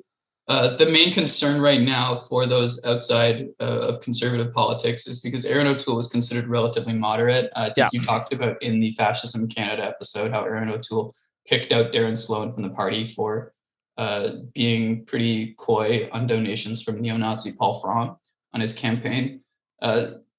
Overall, like that's a pretty great thing that Aaron O'Toole kicked him out of the caucus. Like regardless of other elements of that leadership, there's worrying that kind of thought won't be continued forward, especially because Sloan was also in the leadership race, and Sloan has only gotten further right since then. Yeah, it is. Despite Aaron O'Toole's not great aspects, which there are lots of, he did kind of hold back some of the more problematic conservative elements, whether that be people from his own party like Derek, and then also keeping kind of the People's Party stuff at bay. And that will be an interesting kind of power struggle now that will be something to observe. I think the thing that concerns me most about all of this is the implications for this as a tactic. We saw a version of this that was more limited in scope and time in Portland in 2020 when this huge Trump caravan rolled through downtown, blocked off big chunks of downtown, and just maced and shot people with paintball guns at random. And it was kind of like, I think everyone there was surprised at how many folks they got for it. This is a much more evolved version of the same tactic. And it's kind of stuff we talked about in season 1 of It Could Happen Here, this idea of people coming from these conservative majority areas in a place where the vast majority of people are liberal but centralized in the cities, and blocking those cities off or otherwise disrupting their ability to transit, potentially their ability to get things shipped in like food, like their ability to use free movement. And we've seen pieces of this, again, in a bunch of places. In Oregon during the wildfires, you had these rural communities setting up checkpoints and stuff looking for people from the cities that they could bill as Antifa. And it's this worrying trend for a couple of reasons. Number one, when you get 10, 20,000 people to do something like this, even if the city has hundreds of thousands of people, that's effectively too large a group to police. And the police don't want to police it anyway. So there's not even really an attempt to stop them. And it's a way in which the vast majority of Canada, at least based on the polling I'm aware of, is not in support of the causes these guys are backing. What is it, 76% of the country supports some level of vaccine mandates? If I'm remembering correctly, the last one I read. So this is not a popular movement. It's not even super popular among the truckers, most truckers in Canada either. It doesn't even matter how many people are in the cities. If you can get 50, 60,000 people to do something like this, the police will not take action, and you can negatively impact the lives of a huge number of people. Millions of people. Before it gets radical, right? Yeah, that's absolutely. When these guys are not coming in with guns with the express plan to eliminate people or trying to specifically block up food. They're just kind of fucking around now. But it's this thing we've talked about where you have, this is a thing in Canada and the United States, you had liberals kind of outsourcing the protection of society to this group of increasingly heavily armed and radicalized people who are now, in a lot of cases, fascists. And that means that when there's a problem with a large chunk of people who hate everything you stand for, the people that you have completely outsourced protection to are all in favor of fucking with you because they hate you. And it's a problem in Oregon. It's going to be a problem in fucking New York City or whatever at some point. It's a problem in Ottawa. I don't know. Am I off base here? You're not off base at all. And like there isn't anything to really elaborate on past what you said. The last time we spoke, I think, Robert, you said there's not a whole lot. Was what you said that could really be done with the vehicle occupation tactic. And this is proven to be, unless a lot of people are willing to meet them with an equal force, which unfortunately Ottawa didn't have. Like Ottawa's a relatively large city in Canada. There's over 1 million people that live here. It's also by landmass, I think, the largest city in Canada. Like east to west, it's very spread out. So it's a low population density. So even the affected area downtown is actually like pretty small in relation to the city itself. Which is pretty unfortunate. And like, it's not a particularly packed downtown for a large city downtown. I am curious kind of on the violence aspect. Has like, I know there's been like, an increase in like death threats to members of parliament, like specifically liberal members of parliament, specifically liberal members of parliament who are women, who are maybe not white. So I would curious to see if you have any more kind of information on that side of things, and then how violence has popped up in a few places throughout the past like a week, basically. Yeah, there's been a lot. So, I mean, even if you going by what's reported, like right now there is by most estimates under 1,000, maybe at most a few thousand, very far spread out people as part of the convoy. As of yesterday, there's 13 active police investigations. The police of the city of Ottawa said in a presser. We obviously know when there's like 13 active investigations in anything this big, there's way more that's not being reported, not being investigated. Like they took, like these things are going to, 13 is going to be a result of something bad. So some of the things that happened, Robert mentioned before, the alleged assault on a houseless person inside of Shepherd's of Good Hope, in which a security guard was also called a racial slur. There was a house that displayed a rainbow flag outside of it that had harassment and poop thrown at it. Mm-hmm. We need to get 100,000 people together to throw their own poop back at these people. It's the only way they'll learn. Yeah, fighting fire with fire is that expression, I'm sure, just emerged from just tossing poop at each other strategy. Mm-hmm. It's meant for this. Yeah, there have been suggestions all over social media channels on like, here's how you can poop in snowbanks without getting caught. Businesses have been harassed. There's been violence. So like what, I think maybe some context that isn't always known. In Ottawa on Saturday and until recently, dining in restaurants wasn't allowed. We were actually in a relatively strict lockdown following our Omicron wave. And a lot of people even coming like didn't know that. Like I spoke to people on Saturday who were like, hey, do you know like when the restaurants around here are open so we can like sit down for a meal? And I was like, there's no sitting down in Ottawa. So what people were doing, they were going inside cafes like Tim Hortons and stuff. And they were just refusing to leave and eating their food there anyways. And if there was no seats, they were just like eating in line. It was also minus 28 degrees in Ottawa on Saturday and very, very cold on Sunday. There was an extreme cold weather warning. So especially when people brought their kids, there wasn't a lot of other options other than like swarm the malls and swarm restaurants. And even then the main mall downtown, Rideau Center, was closed partway throughout the day because it was not a safe place. So I already talked before about routes getting blocked. Also not physical violence, but honking has been keeping people awake. There's been endless honking. If you watch video footage from it, and even in the background right now, I'm coming from Ottawa, like I can hear honking in my background. Some people allegedly parked and then urinated on the tomb of an unknown soldier, which is, it's a memorial. Yeah, I mean, a lot of this isn't political is even the wrong way to describe a lot of what's fun about this for these people. It's that they suck. Yeah, it's just fucking hooliganism. And it's fucking hooliganism. There's going to be a lot more stories coming out for sure as things progress of stories of harassment. Like I've talked to people who have gotten catcalled in the night, people getting violent altercations. Street fights, I'm sure, are going to break out. It's kind of at a very tense point right now in Ottawa. We're at that point. We're like, okay, we're seeing some signs like poop's getting thrown at the houses. What's going to happen next? Because the police are saying they don't have a plan and the truckers are saying they're not leaving. What's it like outside of Ottawa, across all the other places where there's like similar activity happening? They're all looking to us and being concerned from who I'm talking to. Anti-fascists in Alberta are particularly concerned right now with the coup protests. There's ongoing I keep seeing popping up like U.S.-Canada border activities in the same. There's a few attempted convoys by Americans, and even before in Europe, there was a few attempted convoys. Some got turned away. Some Americans got turned away at the Canadian border because they weren't vaccinated.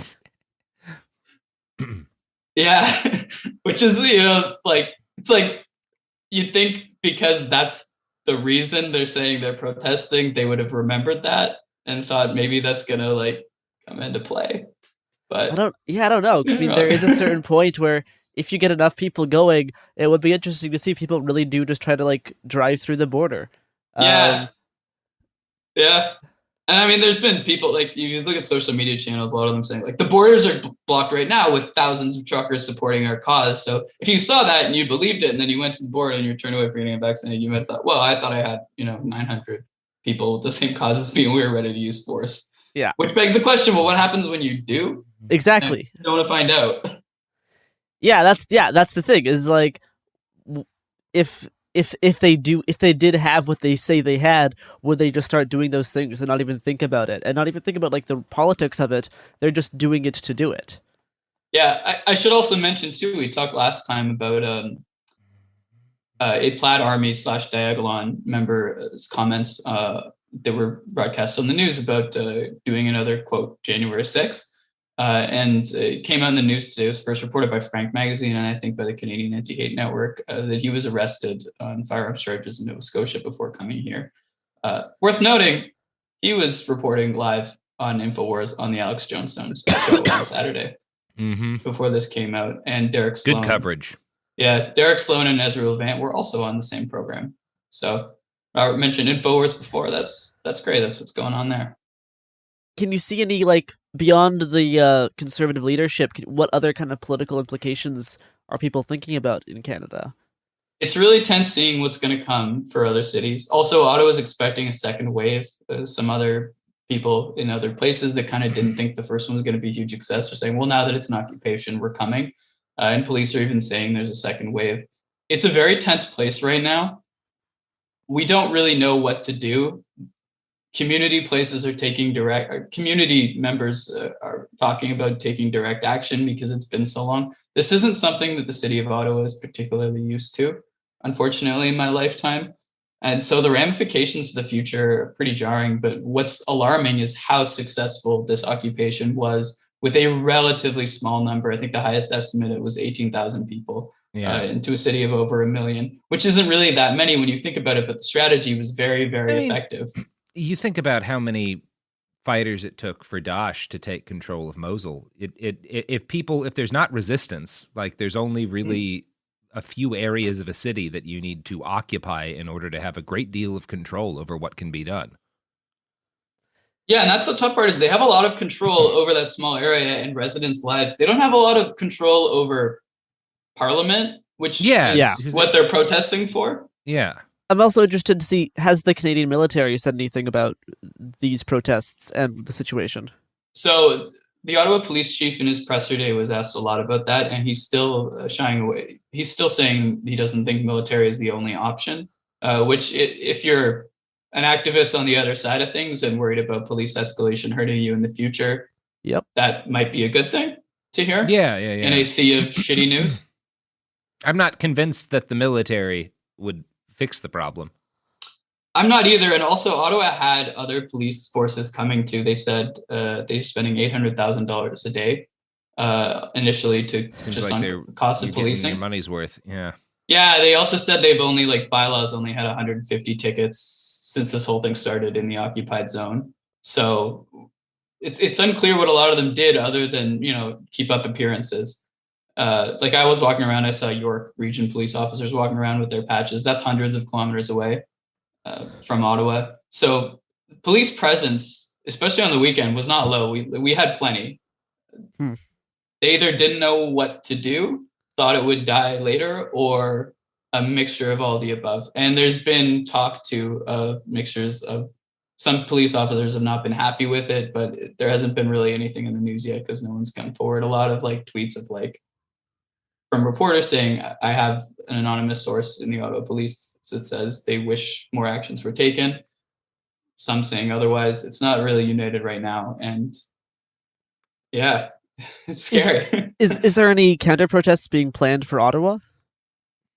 If I knew, I'd say so, because by the time this airs, it would have happened. So I think it'd be safe to talk about. But fortunately, I'm not really sure. I'm not actually sure of it. I might not be the best person to ask. Okay. Yeah. We're keeping an eye out. Well, the good news is that all men die, and so long as men die, liberty will never perish, right? That's good. It's an upside. That is an upside. It's a positive shot. All right. Well, that's going to do it for us. We'll keep an eye on this and what results from it, because it's all pretty concerning and worth having an eye. And I'm particularly curious as to just what kind of direct community responses to this develop, because I think that's going to wind up being the only long-term solution. It's kind of what people saw in Portland, that there's a degree to which the only thing that really works as a response is outnumbering them. Yeah, and on that note, it might be maybe not the smoothest transition, but there are actually some Ottawa mutual aid funds and an advocacy groups that are doing some cool stuff. And Fuck us up with that. Yeah. There's too many to list for everyone. Oh, well. But others have compiled lists, and I'm going to point to you there. So Rose Ottawa, which stands for Rainbow Ottawa Student Experience, serves 2 SLGBTQIA+ post-secondary students on unceded Algonquin Anishinaabe territory. And though they have closed off donations for themselves following a wonderful spike recently, they have a list of Black-led and Black empowering organizations on their website with donation links, and you can reach that at roseottawa.org/donations. There's a cool little Instagram account called Trans is Beautiful OTT. OTT stands for Ottawa, and that's all one word. It's been plugging small fundraisers for queer folk affected by the convoy, including housing support on their Instagram. Again, that's Trans is Beautiful OTT on Instagram. Something we didn't get to talk about, which is Ram Ranch, ramranch.ca, ram-ranch.ca. A website was set up in the name of trolling the convoy Zello chats and has been doing a fantastic job about it. There's a whole army of trolls in the trucker Zello chats, and it's been really entertaining to tune into. They've compiled a list of charities on their website, and you can check that out at ram-ranch.ca and clicking on the Ranchers Donation Zone. And yeah, where can people find you on the internets? People can find me on the internets. I'm super active on Twitter at SpinelessL. The word spineless, the letter L. Fantastic. Well, hopefully this gets all resolved, and I don't need to fly up to Canada to go to a protest. And if we do, that'll be fun. I've been wanting to go to Canada for a minute. Yeah, we can take drugs at Tim Hortons. That would be fun. Yeah. Oh God. I haven't vomited in a Tim Hortons bathroom in a long time. Our local McDonald's that got famous on the internet for a fist fight that someone pulled a raccoon out of their backpack during had to actually stop being 24 hours after the mayor pleaded with them because it was using up too many police resources. That is fascism. That is the best kind of place. If they close over that, 190 wow. 911 calls in a year. That's so dope. Oh God, yeah. I want to set up somewhere on the border in the East Coast a Tim Hortons directly across the street from a Waffle House and just let them fight. Well, yeah, we do miss that here. That's something you'll have to bring that. You have to bring that over. Bring the Waffle House vibes over. All you need to do is watch a man get stabbed, and then spiritually, you're at a Waffle House. And that ties back to the future of the convoy. You're right. Well, that does it for us today, everybody. We will see you later.